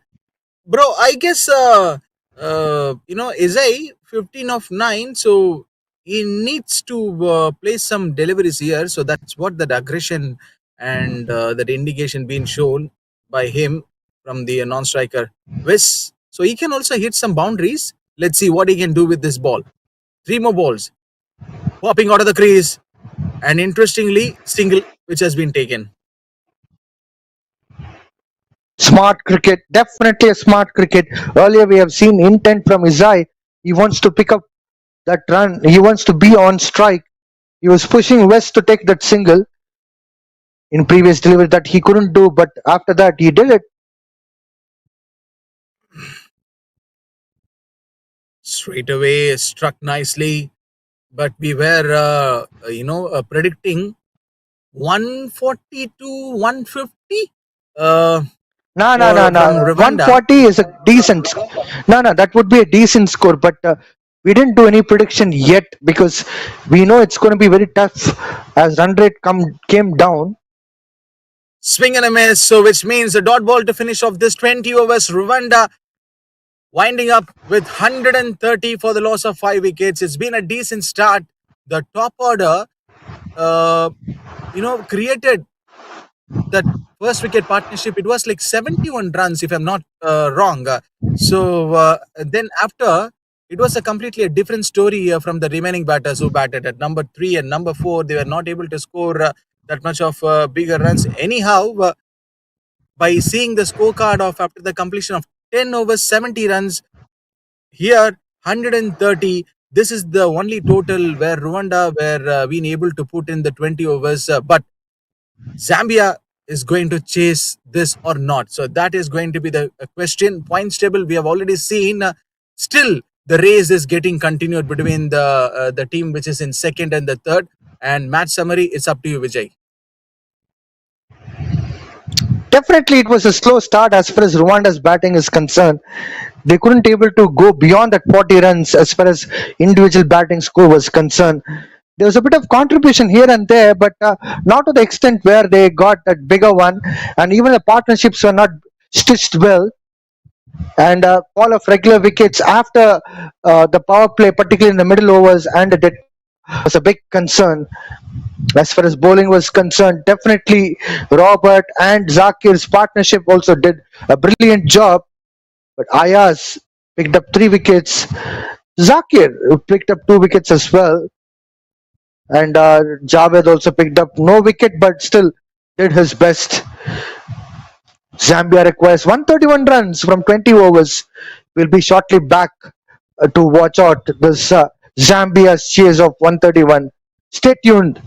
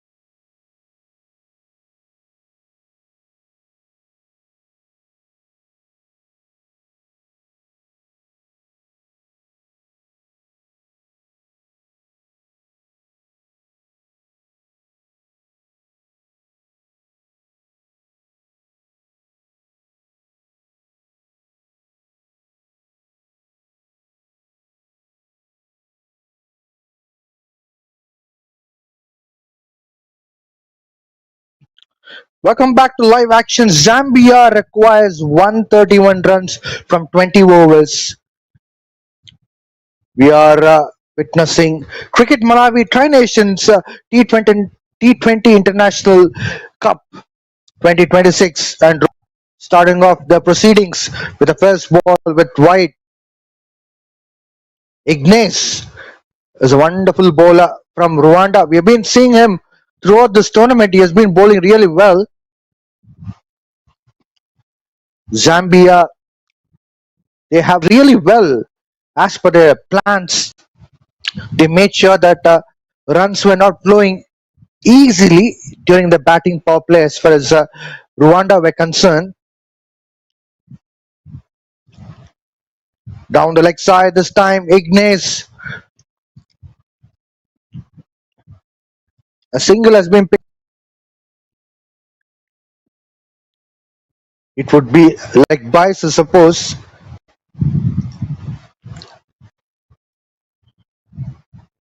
Ismail and Wasim Akram Chand, the two openers for Zambia. Wasim Akram Chand is one of the reliable players as far as Zambia's top order is concerned. Is on strike. Ooh, that surprised a little bit as far as Wasim Akram Chand is concerned.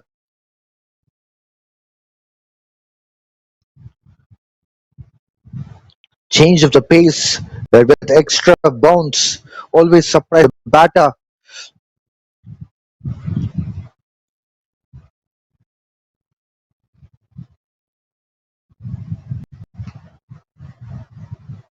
Ignace, he has bowled really well in a few overs. In few matches, he has bowled during the very important phase of the time.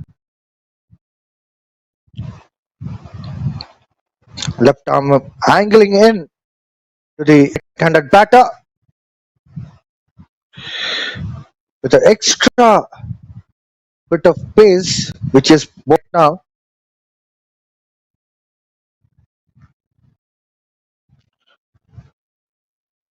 Wasim Akram Chand is on strike.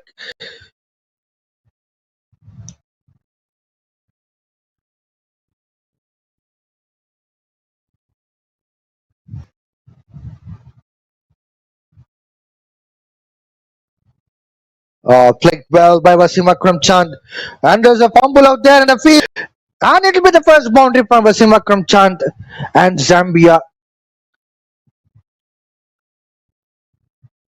It is well understood that field sometimes could surprise the fielders because of uneven surfaces, but this time Wasim Chand is lucky enough that he has got a boundary.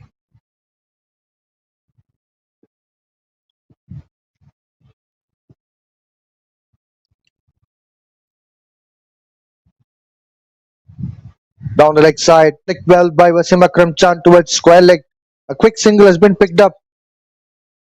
The first run which has come was not leg bias, by the way, it was wide.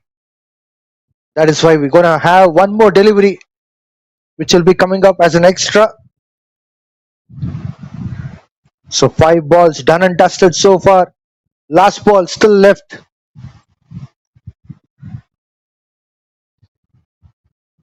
Ismail will be facing Ignace again.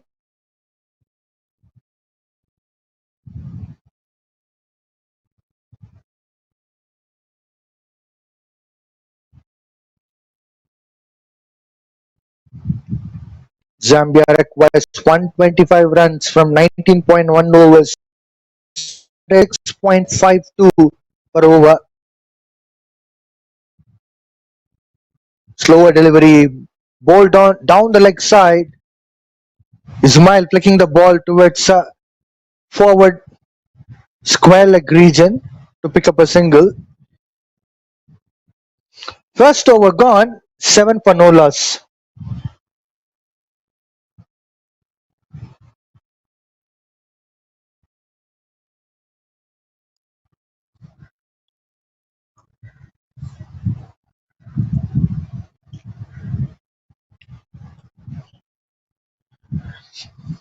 Rwanda would be definitely eyeing to pick up a wicket for sure in this over.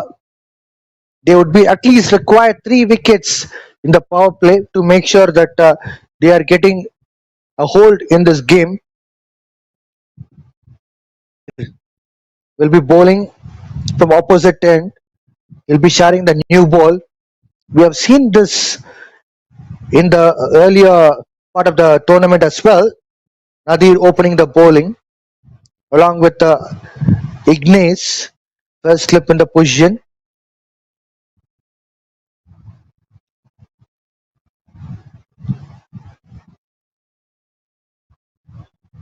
Oh, that's a beautiful delivery to start off with.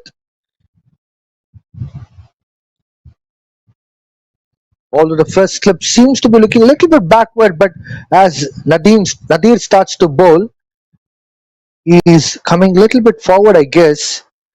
Now, well, this time he spun the ball well. Ismail couldn't able to connect the ball. He went for the pull, but couldn't able to complete the shot.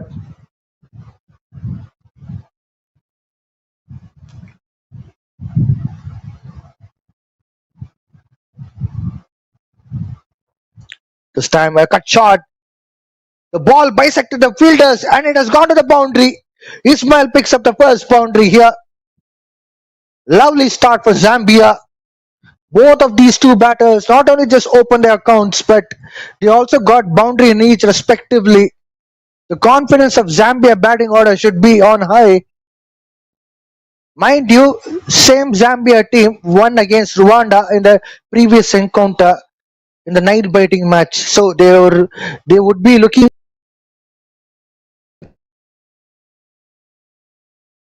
This time going for the pull shot, an appeal from Nadir. Umpire is not convinced as the ball was hitting away from the leg stump.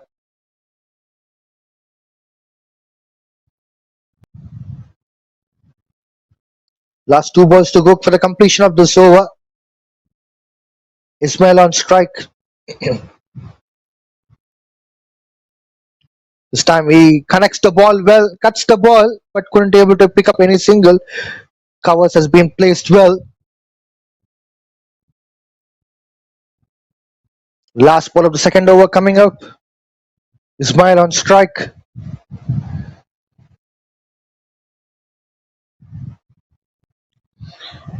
Slog sweep, and it has gone to the massive.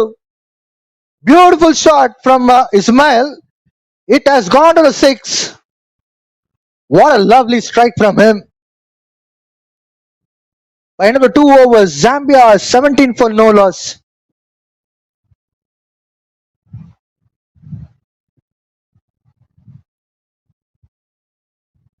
Zambia requires 114 runs from 18 overs. After the second over, Nadim was a bit expensive. He has given away 10 runs. Ismail is taking a lot of responsibilities at the moment as far as going for an attack is concerned. We have seen the similar kind of a situation as far as Rwanda was concerned, where Rwanda were playing defensively. On the other hand, it's a contradictory in terms of playing the game. As far as Zambia's tactics are concerned, they are going for a full-fledged attack. They don't want to waste time. They realize that Rwanda were a bit slow and they were playing defensively, and now Zambia are not interested to waste time here, particularly in the power play and in the next complete 10 overs, half phase of the game. That's a good shot from Ismail. Fielder takes the catch. First wicket down for Zambia for 17 runs. The sense of urge has took the first wicket down. Batting order, Ignace, the man who did the damage, Wasim Akram Chand, who used to give excellent start throughout the series, got out for 5 runs. 17 for 1.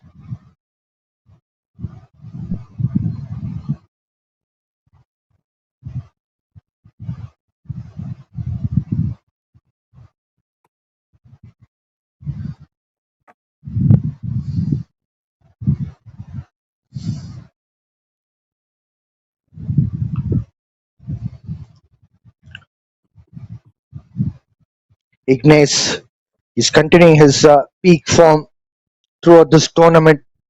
He has bowled in different phases of the game.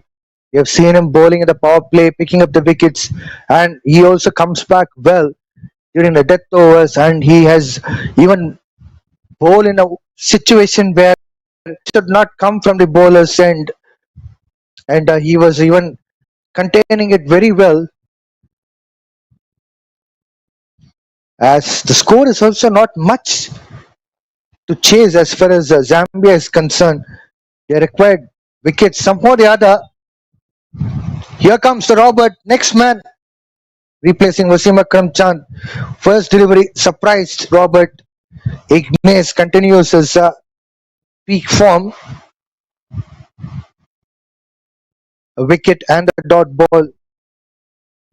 Trust me, his confidence level would be sky high at the moment.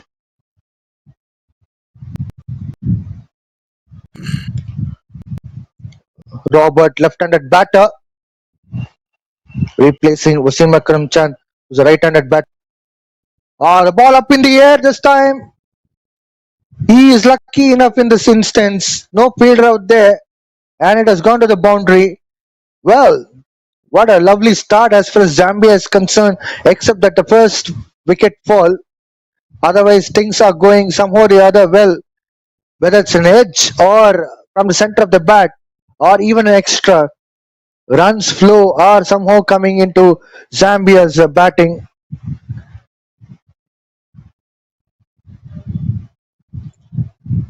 I have co-commentator with me, John. Welcome back, John. Thank you so much, Vijay. It's been a great start so far from the Rwanda side. Ignace dealing with some good sharp deliveries. A quick single has been stolen here. In meanwhile, Ignace is still bowling quite decently, irrespective of that boundary coming there. But it was from the edge of the bat. It's due to the power play. The fielders are all deep inside the 30-yard circle.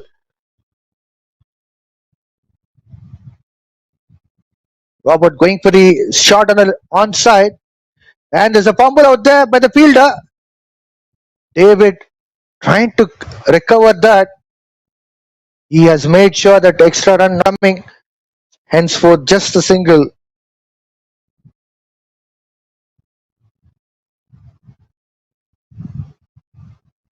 2.5 SF now. Zambia have got a good start and just that one wicket they've lost in their opening starter. Ignace, so far we have known this bowler is having a great time in this tournament, dealing with some good sharp dot deliveries, not only with the new ball and also in the death overs too. Last ball of this over. Swing of the bat. It's completely missed by the batter. Wicket keeper getting that straight into the hand. An appeal from Ignace surprised me, John. Even in the first innings, we have seen the same thing from the Zambia wicketkeeper. Nadir. Yes, here comes your bowler. He usually used to take some wickets with the new ball.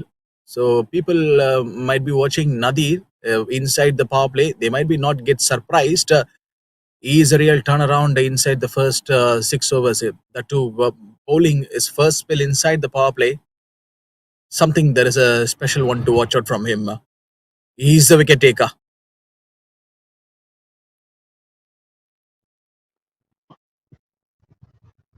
So now you have thrown the gems on Nadir. Following the legends pathways. Robert on strike. Going for a good shot. Straight up in the air. And it has gone to the boundary. Robert is taking the proceedings which was left by Wasim Akram Khan the previous over. That's a good looking boundary. Attacking one of the best player in the Rwanda side. It's not an easy one to take this grandly. But Robert, yes, today he's been good with the ball. But now with the bat, what he can do. Flicks the ball on the leg side. Robert doesn't get any run for that.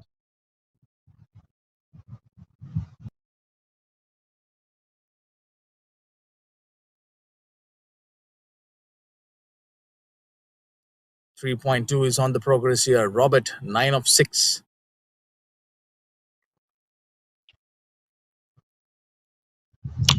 A dot ball here for Nadir. But Vijay, let me ask you this simple question. It is so easy for a left-arm batter to face the left-arm spinner? Yeah, the angle is quite comfortable for them. Once again, a dot ball. I wouldn't say easy, but depends upon bowler. If the bowler is extraordinary, then it would be challenging. But in general, it's always easy to get that angle.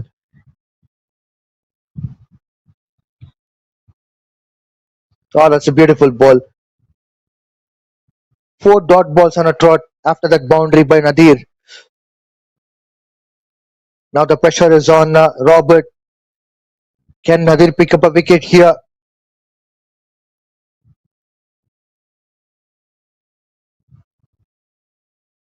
Excellent over. Just 4 runs coming from that over. 5 dot balls on a trot from him. 4 overs gone. 26 for 1 Zambia.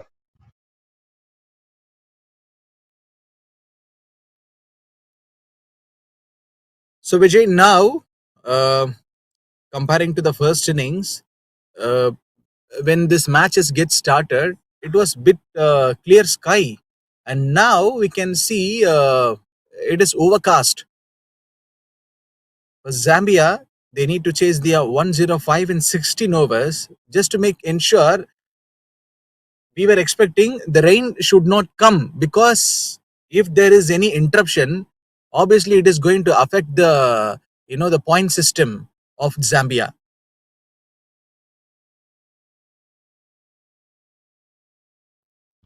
Absolutely, John. Yesterday we have witnessed that scenario where one match got abandoned. Malawi versus Zambia match. Whoa, what a delivery! What a delivery! It has beaten the batter. Definitely it's going to be buys 1 run. Have to pick up a single? I don't think And to so. clear this, Zambia is already at the third in the points table, so they need a win, and also to make sure they need to chase down this 105 in just a less number of overs. Oh, that's a cracking shot from Ismail. He hits the ball into the deep mid wicket region. He has picked up a single.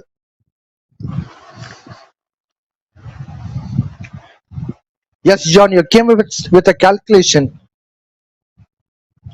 Yep, to stay alive in the contention, Zambia at least need to chase down this 104 in less than of 10 overs. So that would be probably make their qualifications very easier on reaching the finals.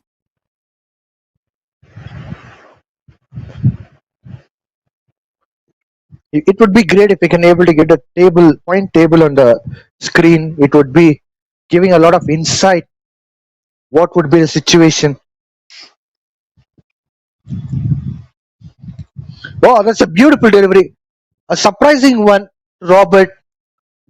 Razor. I would call this ball as a razor.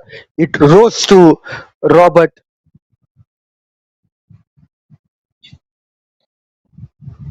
So apart from Rwanda, Malawi and Zambia, I guess they were actually in the minus in terms of that net difference, net points difference. So these two teams looking for a win, but for Zambia, they need a big margin of win.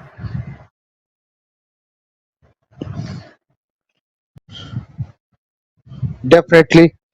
But over here at the moment, Ignace is bowling really well.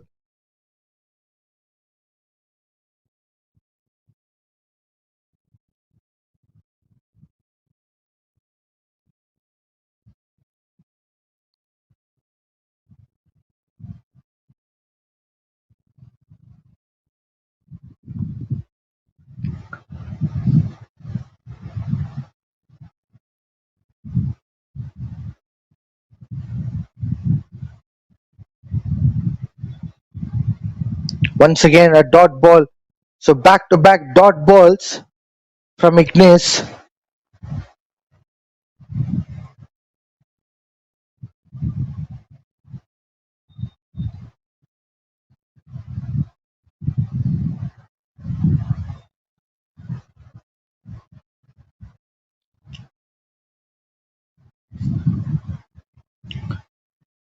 Ooh, once again, batter. He was lucky enough in this instance. He got rid of that. He could have easily got an edge and caught by the keeper. 5 overs gone, 27 for 1 Zambia.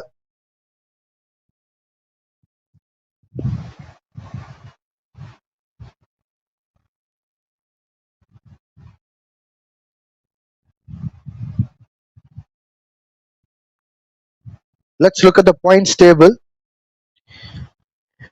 Zambia, if they're winning this match, they would be getting 2 more points. But as John already mentioned about run rate, they should try to improvise that. But on other hand, Rwanda, if they're losing this match, they have an edge of net run rate. So eventually, Rwanda will be having more of points if they win this match.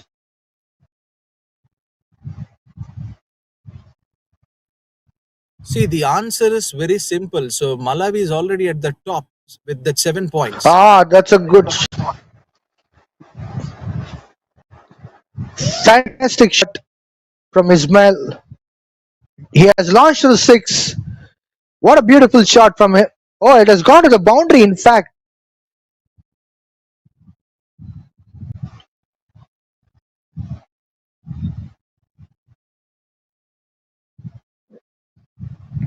Great way of hitting that ball for a boundary. So good one to start off this over.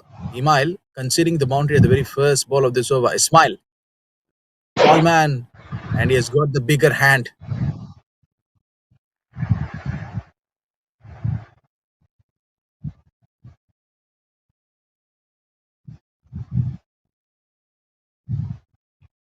Yes, John. It's up to you to lead it. Rightly said. Robert is at the another end, 9 of 14, and Ismail 17 of 12. So this contribution is much more important for Zambia. So I was just mentioning the points table. Malawi, they are already at the top. So even in the next game, so in spite of any loss for Malawi, they will be sitting at the top with that net run rate of 1.29. But this match is the result match for Zambia. So they need a win. And also Rwanda, they will be probably looking for a win. So so both the teams, they are looking for a better and bigger result here. Emile to Robert. Right left combinations, problems on for the bowler.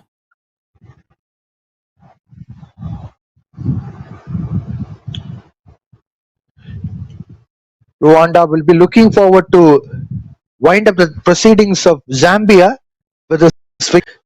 As far as Zambia is concerned, they want to be part of this contest.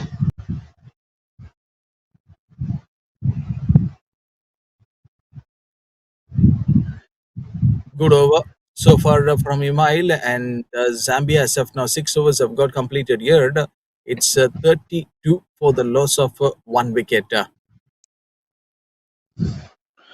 So, John, as far as Rwanda's spin attack partnership is concerned, I think Emile and Nadir could be very lethal attack if they start to bowl together.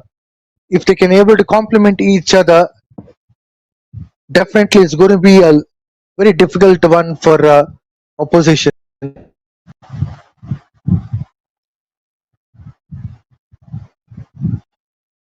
It's pretty much an interesting call to say when you see that the middle order batters usually play a crucial role against the spin in the T20 cricket. So once the field restrictions are lifted, or the experienced batters look to rotate the strike to use their feet and find gaps in the field rather than allowing spinners to settle into a rhythm. So what I would love to say, the strong footwork and the ability to hit both the sides of the wicket can put the immediate pressure on the bowlers. So this is all about the scenario right now, where how Ismail and Robert gonna deal, because one right hand batter and one left hand batter is out in the middle. So there are some options which is still left. These two batters can literally dominate the spinners. But it's quite an interesting thing to see. Even after the 5 to 6 overs been got over, now you can see there is a change which is coming in the Rwanda bowling unit. They just wanted to go with the pace.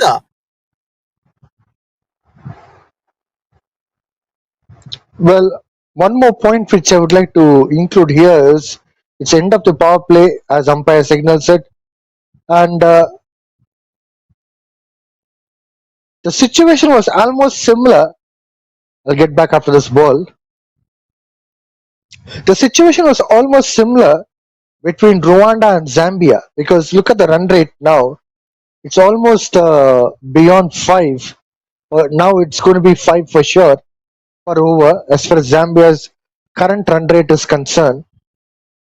Even Rwanda had a similar kind of a situation, but the only advantage what Rwanda had was there was no any wicket fall. Just few overs.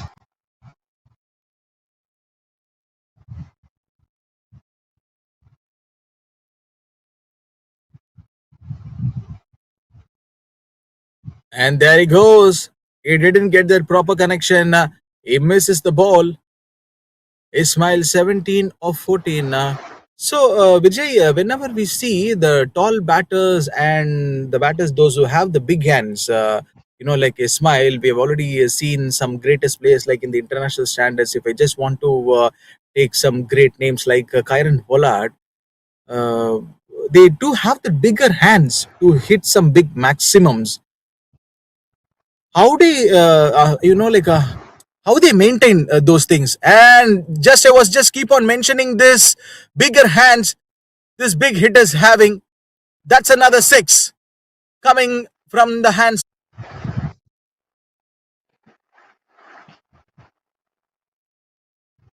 That's an excellent shot from Ismail. He has used his power well. He has hit straight. Look at that. It was sheer timing. He hits the ball straight towards long off region to the 6. Excellent hitting by him. Now his nerves will come down. It's 38 for 1 in 6.3 overs. Michael is under pressure after conceding that 6. Ismail and Robert have to stitch up a partnership here to make sure that things are going well as far as Zambia is concerned. Because Zambia not only requires a partnership here, but they have to have the better required run rate.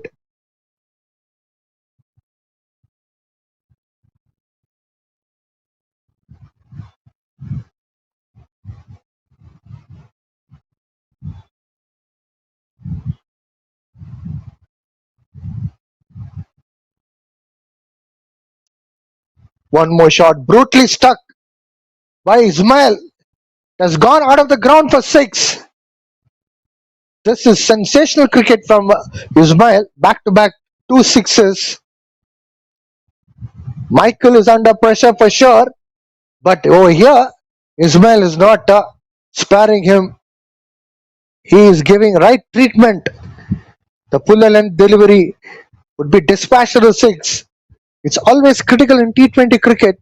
You can't either bowl short pitch ball or full length delivery it to 6s. So Michael has to rectify his length.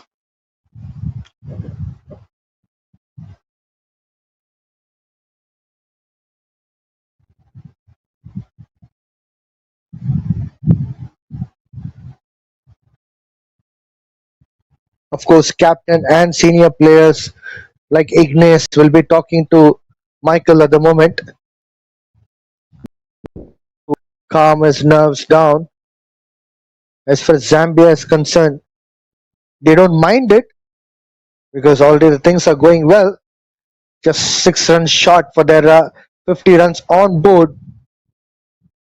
87 runs required from 13.2 overs. It's very much manageable one.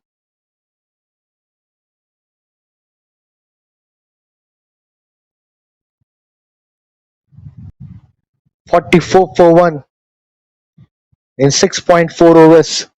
Of course, getting the ball which is out of the ground for 6 is a big task at the moment.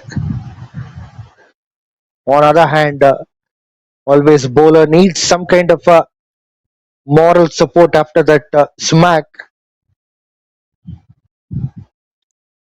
In meantime, batter should have that focus. It should not get deviated.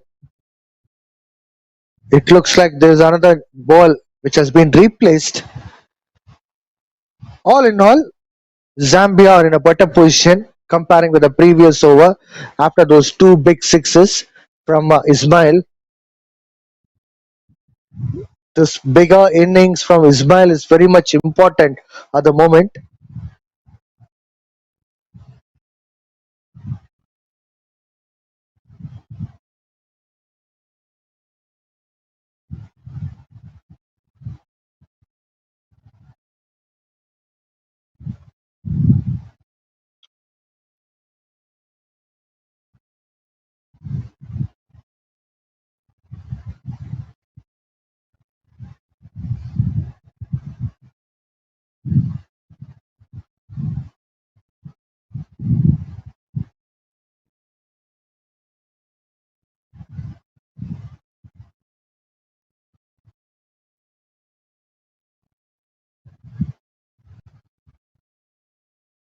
Forty-four for 1 from 6.5 overs. Last ball coming up from Michael. Down the leg side for the wide. An extra run, which would be again a big problem for the Rwanda team. 45 runs already on the board. Now Zambia requires 86 runs from 13.1 overs.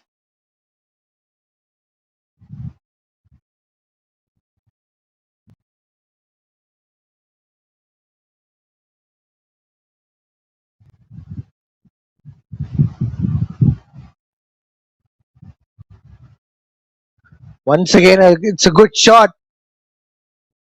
It's a massive one, in fact. And it has gone to the six. Third six for Ismail in this over. Zambia have crossed 50 runs mark on the board. 51 for 1 in 7 overs. Ismail blazing up the guns for Zambia. It was sheer power this time.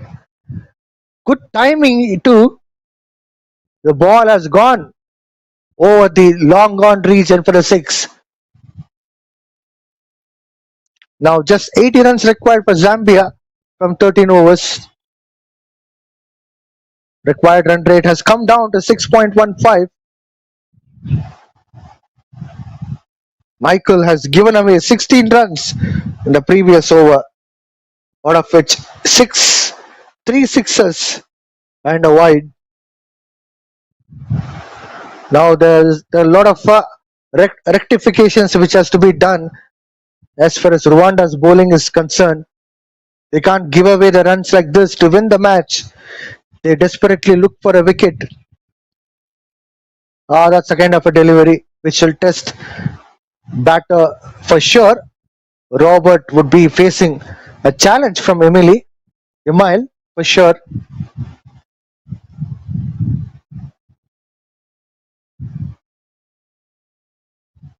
One again a dot ball from Emile. 2 dot balls on a trot.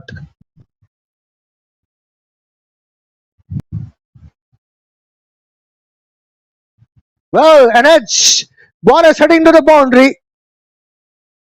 This is getting incredible for Zambia. The run flow is like a feast for them. Look at that boundary. An outside edge. Wicketkeeper couldn't do much. Third man has been placed square, so it has gone to the boundary. This time he's back in action. A dot ball again.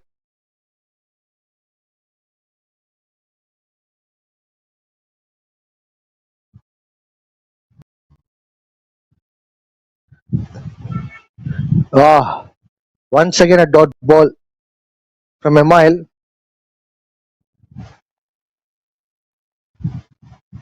Last ball of 8th over coming up.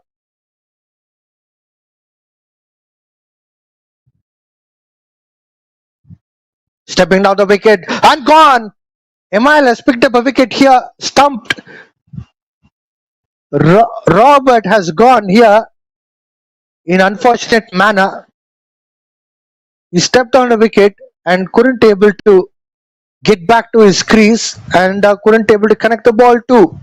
Henceforth, he has got stumped in Emile's bowling. Wonderful wicket keeping job where he has stumped very quickly. Rwanda were desperately looking for a wicket, and finally they got a wicket. Now the challenge is on as far as these two teams are concerned. Definitely, it's a big a breakthrough for Rwanda, and they know Zambia will be probably looking for a big chase. 76 required from 12 overs, and the wicket has already been fallen just before this last ball. What we've seen is the wicket keeper does this trick. This match is on right now. You can't write off these two teams easily because Ismail is still out there, jersey number 7, and Zambia, they still have plenty of good batters which is yet to come. Game on here in Cricket Academy TC Oval, Blantyre.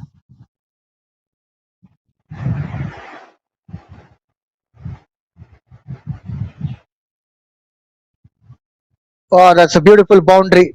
What a good pull shot from Ismail. He has no problem at all facing any kind of a bowler. Emile, who had control earlier, but now Ismail is taking the charge despite the fact that Emile has already picked up a wicket. Short ball, and this Swing and a batter didn't miss. get that elevation. So, John, do you mean to say that 7 for a reason? Once again,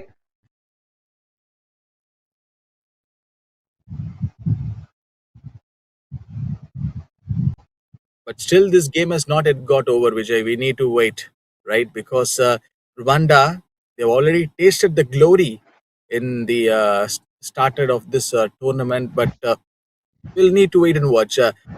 Ismail still have a big mountain to climb. 76 required for Zambia.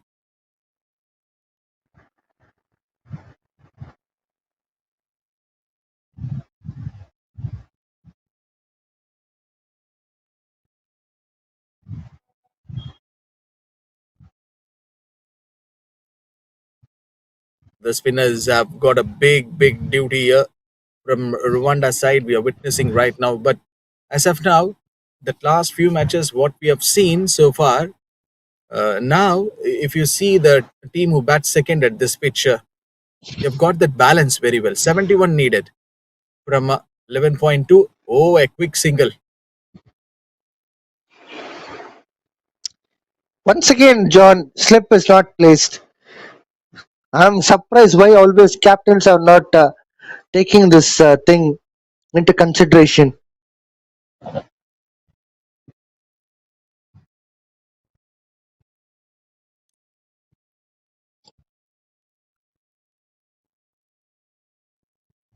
Short ball, and the little bit of room that has been given to the batter Ismail.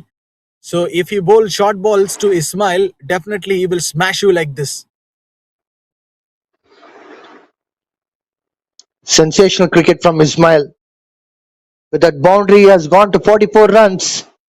Zambia are in a safer situation as long as Ismail is there. Now they require just 66 runs from 11 overs. 9 overs done and dusted, 65 for 2.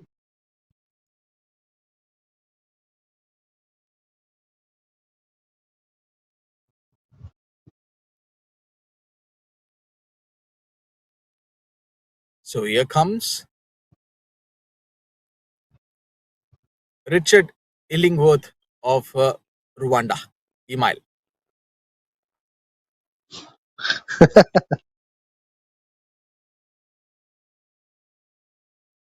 Jakir will be facing Email. Oh, just a flighted ball, and again he hits straight towards that long on. So 66 from 11. So which means Zambia making this equation very simple here. Absolutely, that's what I have to do. But I'm surprised to see still the run rate is about 7. It could have been better for sure. So if Zambia were in this position on going for a winning note, it's none other than only one batter who given his whole body and dedication towards this game is Ismail, 45 of 23, putting up a sensational show. Edged, and this one is not going anywhere. What kind of bounce is that, Vijay? Well, you can expect such a kind of extra bit of bounce, uneven bounce from Emile.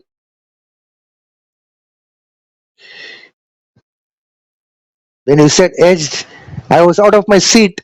I thought it was a wicket, John.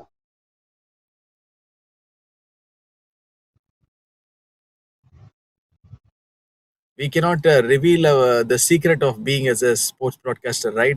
We should be calling the live on air those moments. And what was that from this batter? He said, "Okay, thank you, my boss. I will handle this." 6 coming in this over from this batter, Jakir.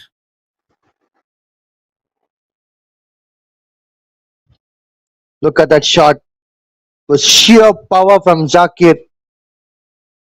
It has gone way, way away from the ground.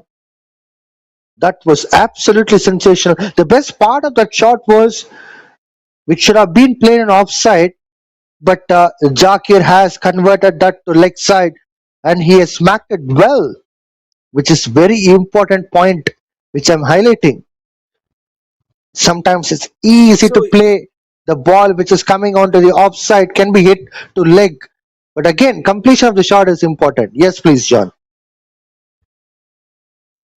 so the last few games, what we have seen so far in this tournament, Zambia, they didn't get a chance to finish off a match in chasing. I guess probably I cannot predict that much easier. Oh my word! I was supposed to say something better and positive news for Zambia.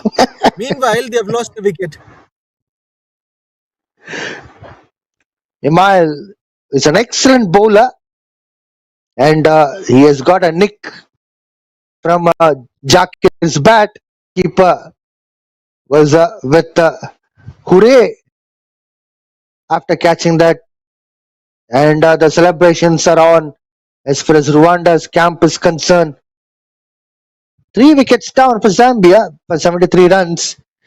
Even I was thinking about 758 runs are required in 10 overs, which could be easily done and dusted. But again, Rwanda, which is a quality side, they are proving it time and again. They are showing their class apart. They are not giving away this battle easily. They are fighting for it.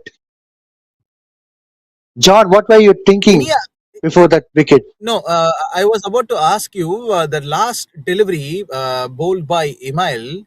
Any idea what kind of delivery is that? Like a straight ball, no big turn or like no spin in that. So and also he got that extra bit of bounce also, I guess. It was a bit slower, first point, and second thing, not much of the turn, but and again the length which matters a lot. The slower delivery which he has released from the fingers, which made batter to believe that it will get turned, but there was no turn at all, and it was a nick from the batter's bat. Zakir gone after that. Martin, who conceded, oh, not Martin by the way, that was a different bowler, but Martin would be bowling from other end. 58 needed from 60 balls. This can be done or not. And he bowls little bit shot wide outside of the off stump. Ismail just putting his bat towards the offside.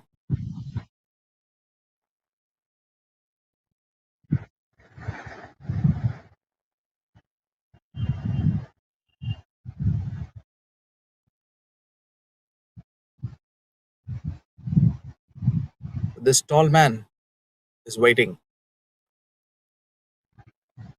Swing and a miss. Again, a clever delivery from Martin. Ismail, after scoring 45 runs, More miss. And can you will be like on Ismail? How can he hit me a boundary or a six?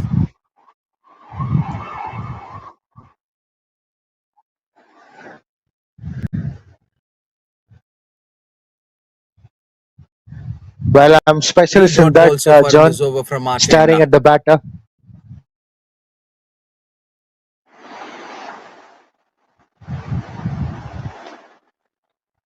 Well, I was specialist at Yes, that of course. More stairs, local John. crowd is waiting for you.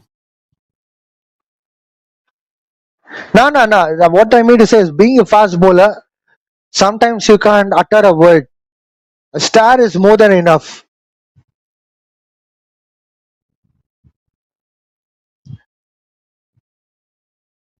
No bigger shot came from the batter. Smile 45 off for 27. Still, the crowd on his feet.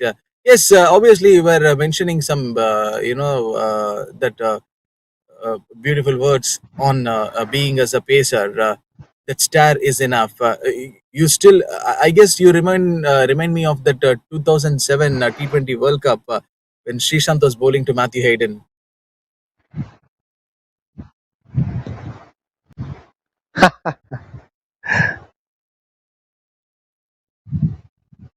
Meanwhile, some Meanwhile, it's runs a were being boundary coming here. for Zambia.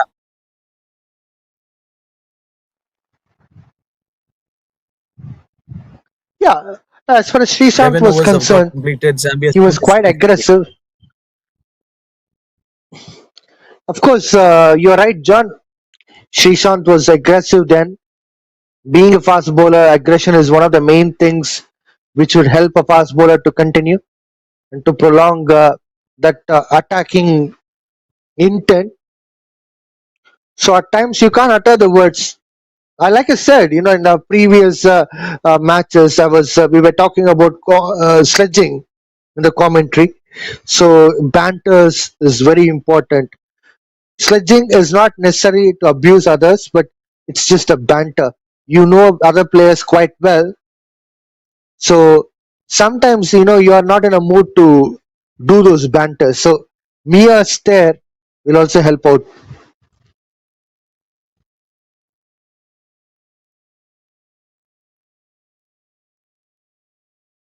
No proper shot selection from this batter. But Vijay, I would like to throw you that question since we were mentioning about the paces that stare and all.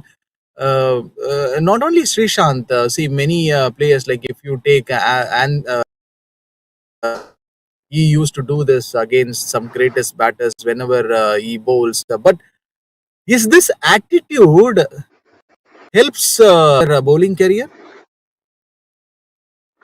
Definitely, definitely. If you want that pace, if you want to bowl those bouncers, if you want to pick up those wickets, aggression is very important. You can't be without an aggression as bowler. See, we might be going out of the context, but since when we were talking about that aggression, I just want to add one more question on this. But we will just go after this ball. Okay, dot delivery. So there are debates, there are similarities, between the captaincy level when we talk about Rohit Sharma or Virat Kohli or MS Dhoni in terms of aggression. So why MSD is so successful?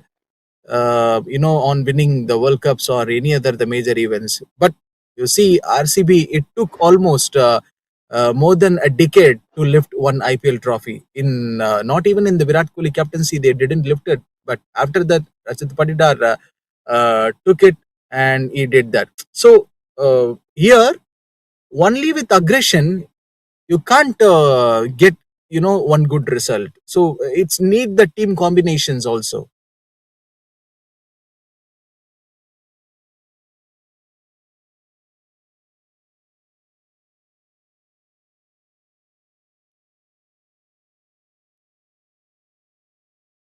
White signal.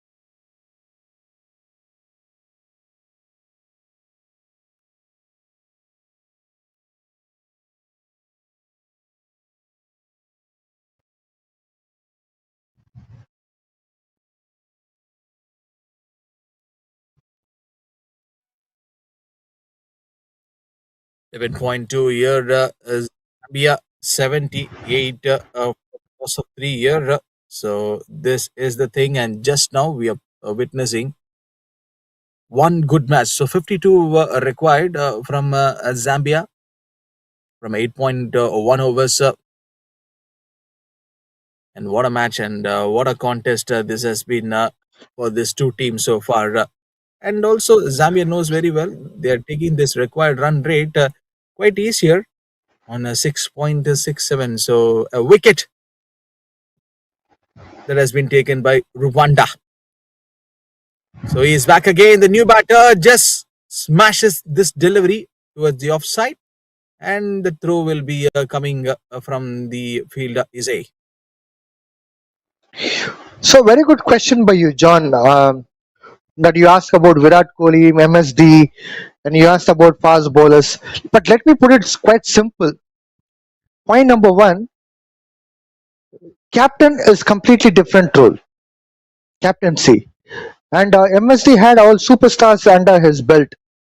Maybe you can call like a 2007 World Cup with all youngsters, but still, if you look into the caliber of Rohit Sharma, or if you look into Yusuf Pathan, Irfan Pathan, they were all superstars. Not only now, but even then too. So he has to do just man management. So man management skills is all about being patient and trying to control the things around. I'll Oh, an get back after this appeal ball. which is coming from the bowler. Martin, what was that? Maybe the two players, bowler and the wicket keeper, still gone for that appeal. They may be, getting that noise or whatever it may be, you can call. Yes, to continue, Virat Kohli didn't have that kind of a combination. When you're talking about RCB, he didn't have that kind of a combination. Winning combination, not necessarily that you might have all superstars. Even young guns, even amateur players, even sometimes even the players. I'll get back after this.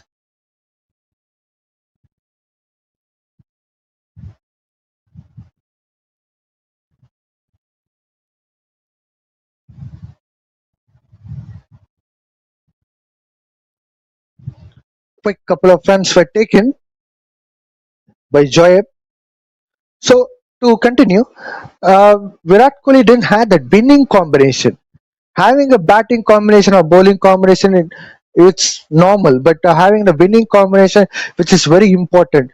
So being an aggressive captain, it is not necessarily that he has to win all the matches or he has to lose all the matches. For the past 2 years, RCB won the IPL because they had the winning combination. MSD used to win earlier for CSK, and for India, it's all because of the winning combination. But fast bowlers, it's completely different story. It's an individual one, and fast bowling requires a lot of aggression, just because they have to bowl time and again with the raw pace. Oh, there was a field attempt, and also that sprint came from that field Israel, just hitting the ball with that, just hitting the stumps with that ball.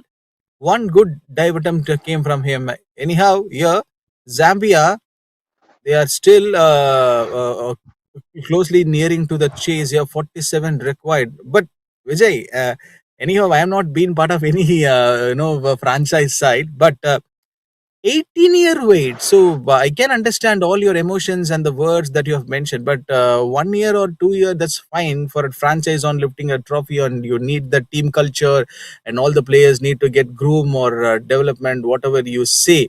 And that's a wide here. So straight umpire has the different answer for the bowler. So one more extra. So what I was just about to say, it took almost, you see, the tournament inception, it started in 2008. And the first title they have lifted in 2025, so it's been an 18-year wait. So there are some emotions been involved, and being as a skipper like Virat Kohli, I know, I can understand all those things, but the variety of cricket that we see in the the comparison between the international standard and the domestic, it's something a different one. I'll tell you why. Because international standard, you have a set of players who keep continuing forever, ever, ever. But in franchise cricket, you say, for an example, RCB. How many of the players from 2008 are still playing now, or played in the previous year, 2025, when RCB won the first championship? I can only name Virat Kohli. Who else was there? No one. But in international cricket, you say Rohit Sharma was there from 2006 and 2007. Yes, he was from 2007. And Virat Kohli was from 2008. And other players came in 2010, 12, 14, 16, etc. So there are players who are playing for years and years. They know each other. The chemistry and bonding is completely different. But in franchise cricket, all of a sudden there'll be transfer of player. This is something new which has come from football, and all of a sudden players would be bought in the auction for the next year for a different team. So there is no any team cohesiveness. So here comes Nadir.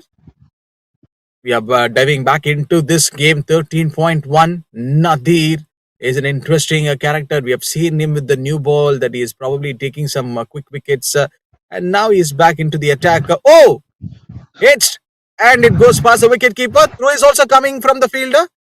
And why the skipper has given the ball to Nadir in the sense, they just need to stop this runs being scoring by Zambia. Where was the wicket keeper? 45 Slip. 6.4. Again, there is a slight turn and bounce. Vijay, this is not for the very first time that we have seen Nadir getting the same thing again and again. This pitch is doing something favor for Nadir. Well, have you noticed one thing? For last, for last couple of balls which is bowled, is coming from around the wicket diagonal. Why? Diagonal is something which is quite interesting. As a left arm spinners, they come in between stumps and the umpire. Look at that. Batter again swept away, backward square leg.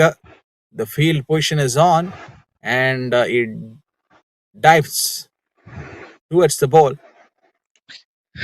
So what have you come makes him across the to stump? go with that Left arm diagonal. Okay. Left arm spinner coming from around the wicket, it would be difficult for him to come behind the umpire right away. So for a batter to see the full vision, Appeal should be gone, I guess. Yes, Nadir takes a wicket straight away, plumb in front, and he is given that Shikhar Dhawan celebration. Nadir is an excellent bowler. I've been telling it time and again. He's a trump card bowler as far as Rwanda is concerned. Look at that. He has come diagonal angle and he has bowled straight into the middle stump and leg stump line, trapped in front of the wicket keeper bats by the batter and getting dismissed for LBW. Beautiful bowling from Nadir. 3 overs he has bowled. He has picked up a wicket and conceded 16 runs. What an excellent spell he has bowled so far. Now, Zambia lost 5th wicket. they would again be in a trouble where their key batter is also gone. Ismail, 43 runs required from 6 overs would be a challenging ask from now.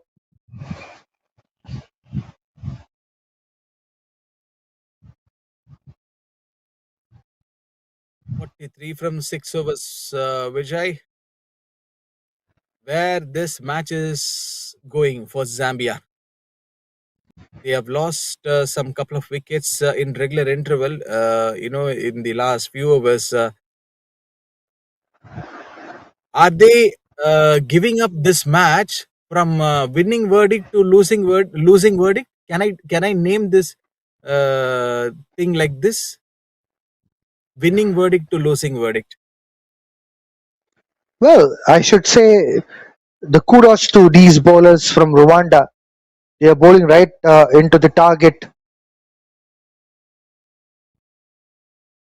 The range of the delivery. You see this bowler going with some extra bit of bounce for this batter. 88 for 5. What a comeback this has been from Rwanda. It's all about how you target the batters. Rwanda is doing well. Martin, he's already been bowling well throughout this tournament. He's coming at the right time as far as Rwanda is concerned.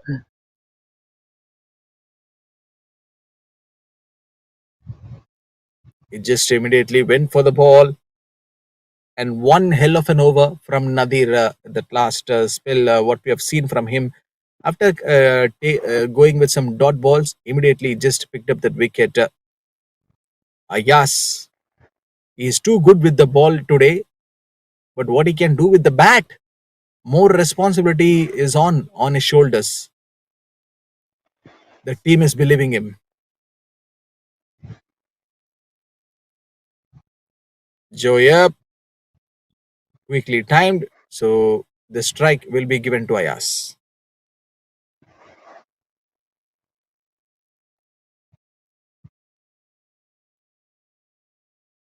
People who are watching this tournament doesn't know or know, I don't know about it, but if you look into the teams like Kenya, Namibia, who are all qualified for the World Cup, they also start up things like this.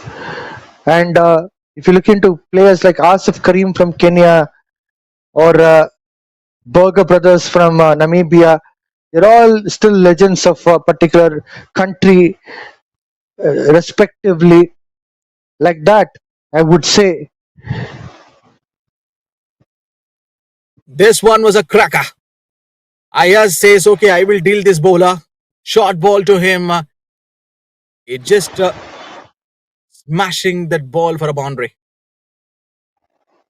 That was soft-handed shot. Ayas cuts the ball well. He didn't put much of the power. It was sheer timing. The ball has headed to the boundary towards third man region.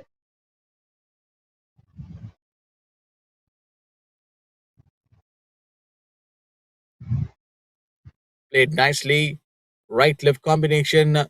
This might create the problems and some hectic things for the bowler who bowls, especially at this situations. Martin taking the full pressure, and he knows that remaining quota, the task which has been completed by Nadir at the previous over. So right now, what this pacer can do with the ball.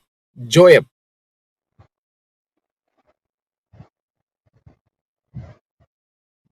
played at the offside. The chase will be on for the fielder. So boundary to finish off this over. This is the thing which I was keep on telling, that how this pacer is going to operate, especially at this over, because he came with some full of pressure. Now the boundary being conceded at the very last ball of this over. 15 overs done and dusted. 98 for 5 Zambia. So to continue with what I left a minute ago, I was talking about Kenya, Namibia, players like Asif Karim, Steve Tikolo, Kennedy Obuya from Kenya. If you look into Namibia, Berger brothers, they were all playing before the World Cup qualifiers.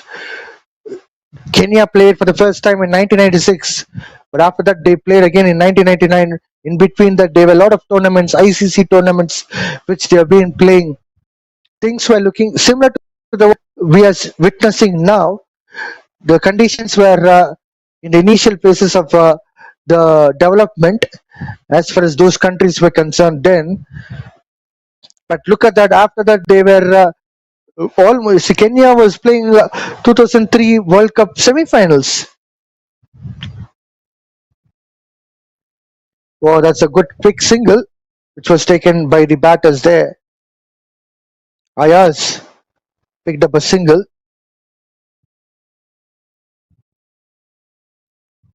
99 runs on board. The loss of 5 wickets for Zambia.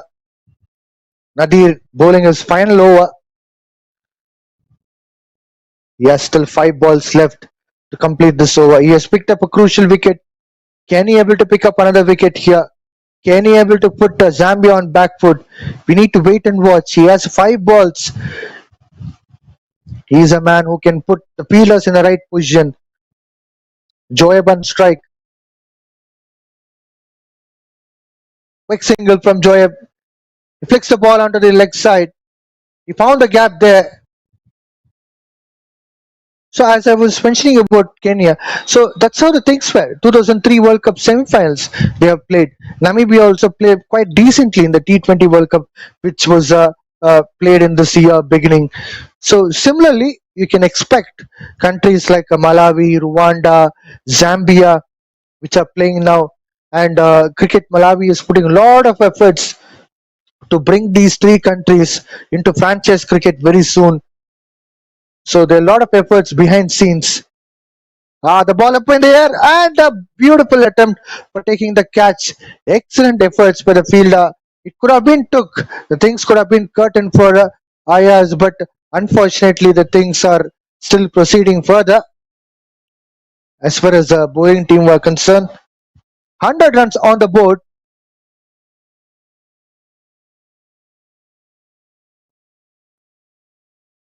This time, once again, Nadir gets his strengths. He can bowl the delivery time and again. Can pitch up the ball on the middle stump line or off stump line and spin away from the off stump line of the right-handed batter. Dot ball again. So dot balls are coming in regular succession. 3 dot balls on a trot for Nadir.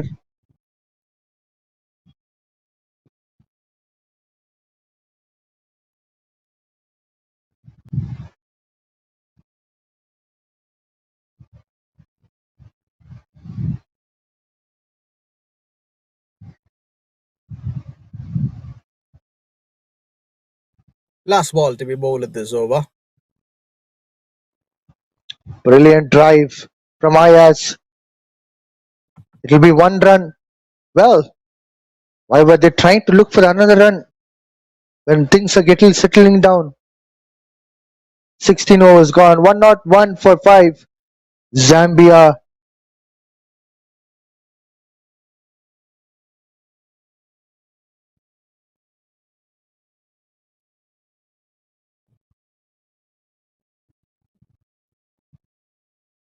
Vijay, this is going to be the tough pace for Zoeb as well as for Ayas.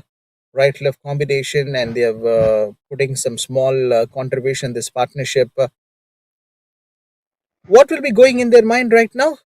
As we all know, even as a spectator, when we see a match scenario like this, even we may feel that pressurized situation, right? Like whether this batters will be chasing this target or not, or the bowlers will restrict them or not. So for being on the ball, for being on that situation as a batter, what they feel. Ignace back into action. That's a good shot from Ayaz. He gets a boundary. This will release the pressure from Zambia's batting order. That is much required boundary for Zambia. Ayaz played it really well. Ignace was trying to get that angle and Ayaz driven it well. I'll answer that point, John, after this ball. how the players think at this point of time.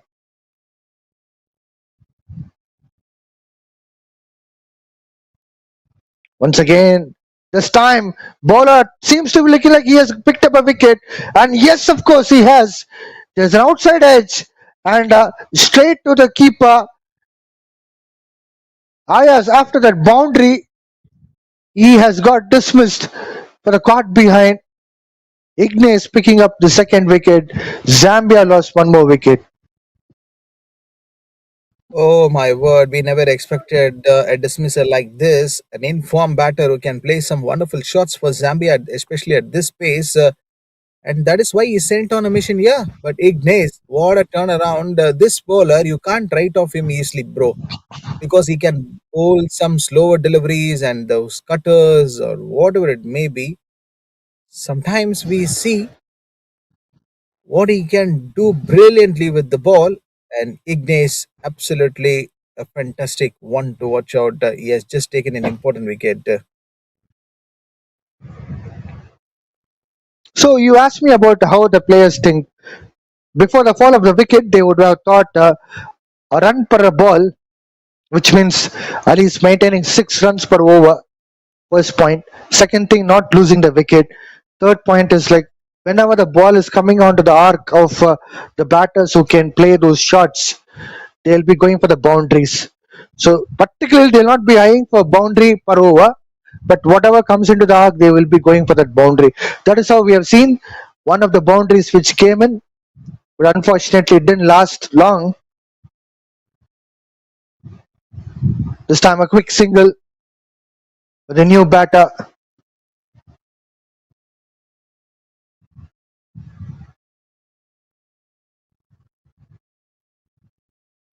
Yep, 25 needed from 3.3.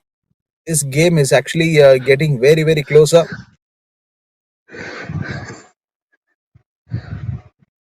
106 is the scorecard right now. Joy only hope.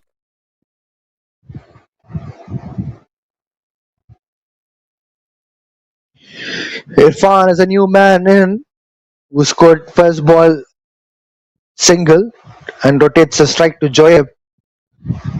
Ignace, we know about his class.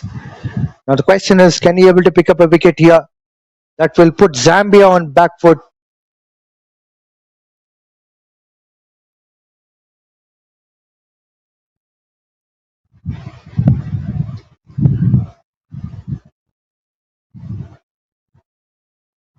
But for the viewers and the spectators, those who are watching this match, they may be getting that same amount of tension like as commentators what we were feeling right now. But we need to appreciate this crowd, right? They came here at morning until evening. They will be still watching these two matches. Well driven by Joyab. The field has been well set. And 2 runs has been picked up here. What a wonderful running between wickets by these two batters, Joyab and Irfan. Joyab Chand dives into the crease to make sure that he's not getting run out. Beautiful commitment. Okay, this might be a right time for me to throw the question to our audience and the spectators, those who are watching this match in Cricket Malawi TV. Dear viewers, who will win this match? Zambia or Rwanda? Answer your, A late tell cut, your answers and just put your suggestions on Cricket Malawi TV.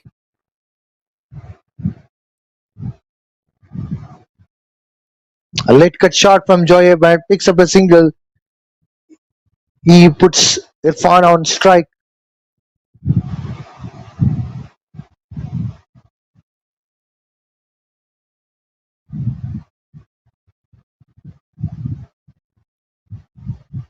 Vijay, I am getting most of the answers. The people, they have dropped. Zambia is going to win this match. Well, interesting. Quick single. Can they able to convert it to? No, they are remaining with a single. Wise decision by these two batters. Thanks to Joyab who turned around and he was happy with the single. 17 overs gone, 110 for 6. Zambia requires 21 runs from 3 overs. It is still doable one. Only one thing which would put them to think twice, it's wickets. They shouldn't have lost 6 wickets, but now the scenario is they shouldn't be losing any more further. They have to play some sensible cricket, then they can win this game for sure.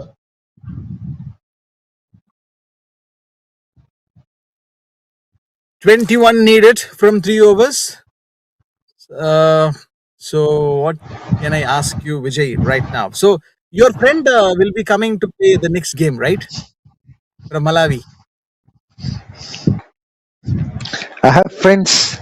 So if you say friend, one friend will get disappointed.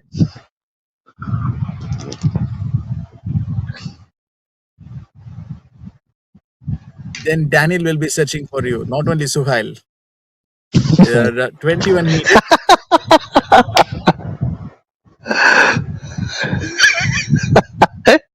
So it's Mission Search by Daniel.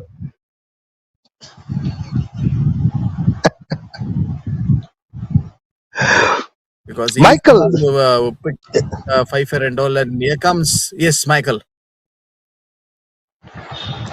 he's already conceded 19 runs in his previous over. Full toss ball.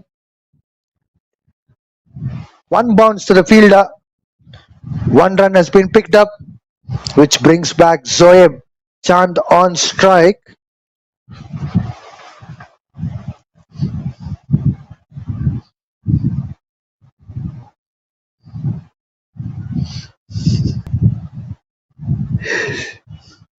Where this ball is going to be done and dusted, that we need to wait and watch. Top of it, the presence of mind, the skill set, everything comes into the play. Joy going for the scoop shot. That was a incredible one. This time he pulls the ball well, but they just get only one run for that. So John, do you have butterflies in your stomach? No, yep. At one end, I'm just having the butterfly, and also at the another end, I'm just searching for my BP tablets. Like this tri series race is still on because now Zambia is coming in the contention. Well, what was Irfan doing there? Lucky enough that he didn't get bowled. He can't afford to play such a shot. All he has to do is just pick up a single and give the strike to Joyeb. We should have done that in the previous ball. So Joyeb would have had 2 balls under his belt to play. Now, even if he takes a single and gives back Joyeb on strike, either Joyeb should take a single and make sure that he'll be on strike. Full toss ball, played well by Irfan. Yes, he has picked up a single. He gives the strike back to Joyeb. Now Joyeb has to pick up a single and again should be on strike to make sure that he'll be facing the next over.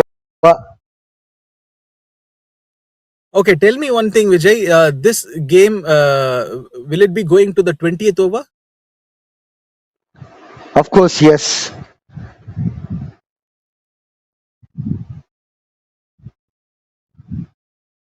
Last ball coming up from Michael. Good shot from Joyeb on onside.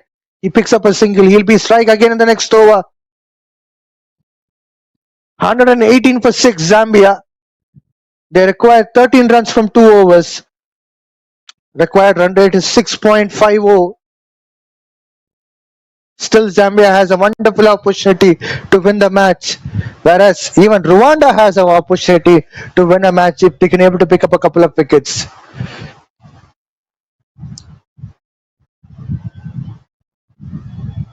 Last 2 overs of this match.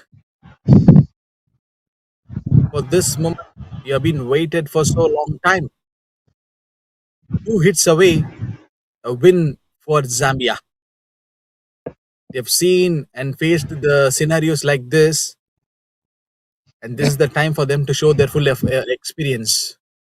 The amount of practice sessions they have played, and it is a time for them to give, their answer on this strong team called Rwanda. So both of them played a tremendous game of cricket so far in this series. Martin still in the adjustment mode. When he will bowl? That seems to be looking like a wide, but umpire is convinced just because Joyab has reached out to the ball with a full-fledged lunge. So first ball, dot ball. The pressure is still on as far as Zambia batters are concerned. They require 13 runs from 1.5 overs. Martin in operation. He'll be bowling a second ball.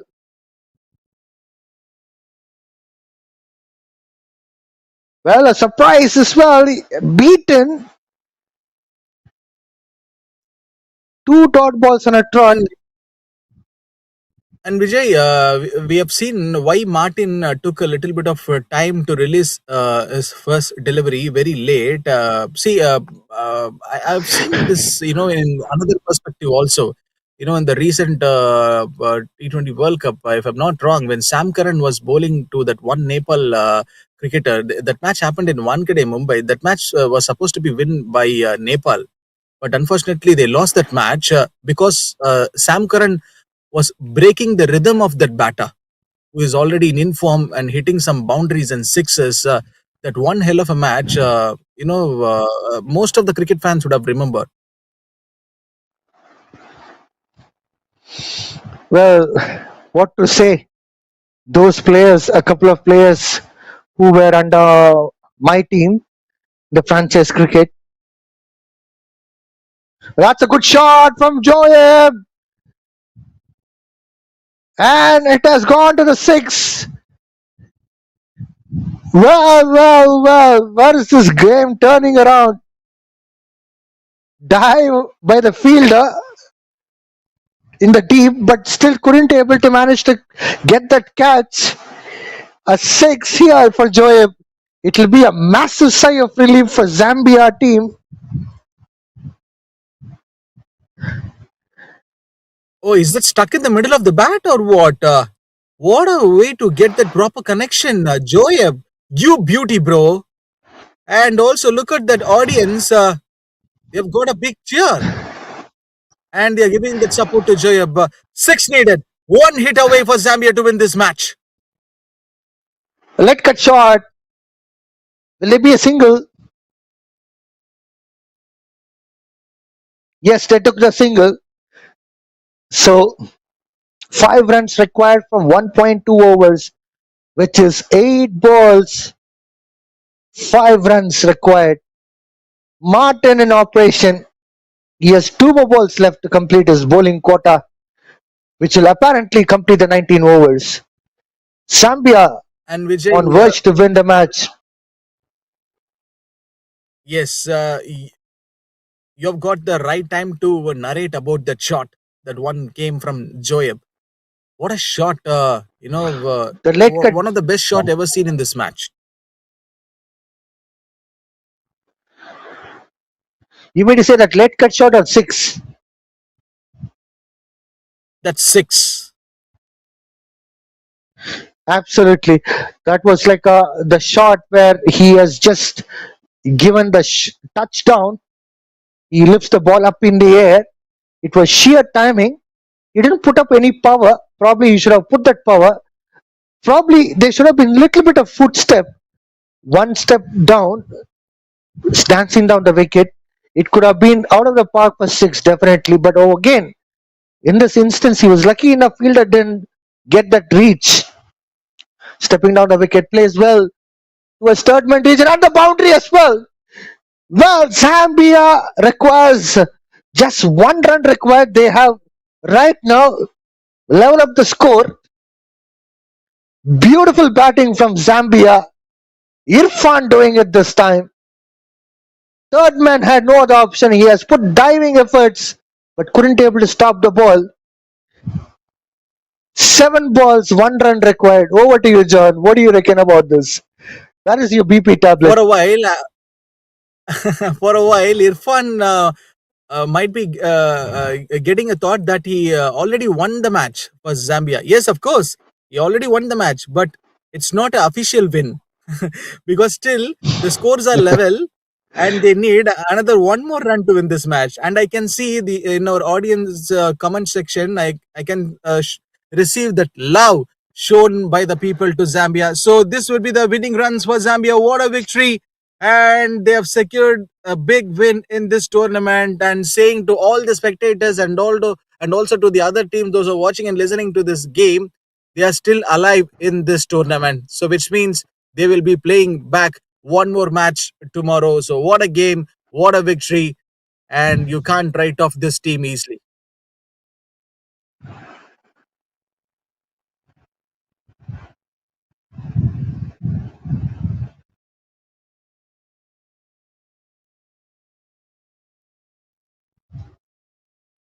Rwanda managed to score, although not much.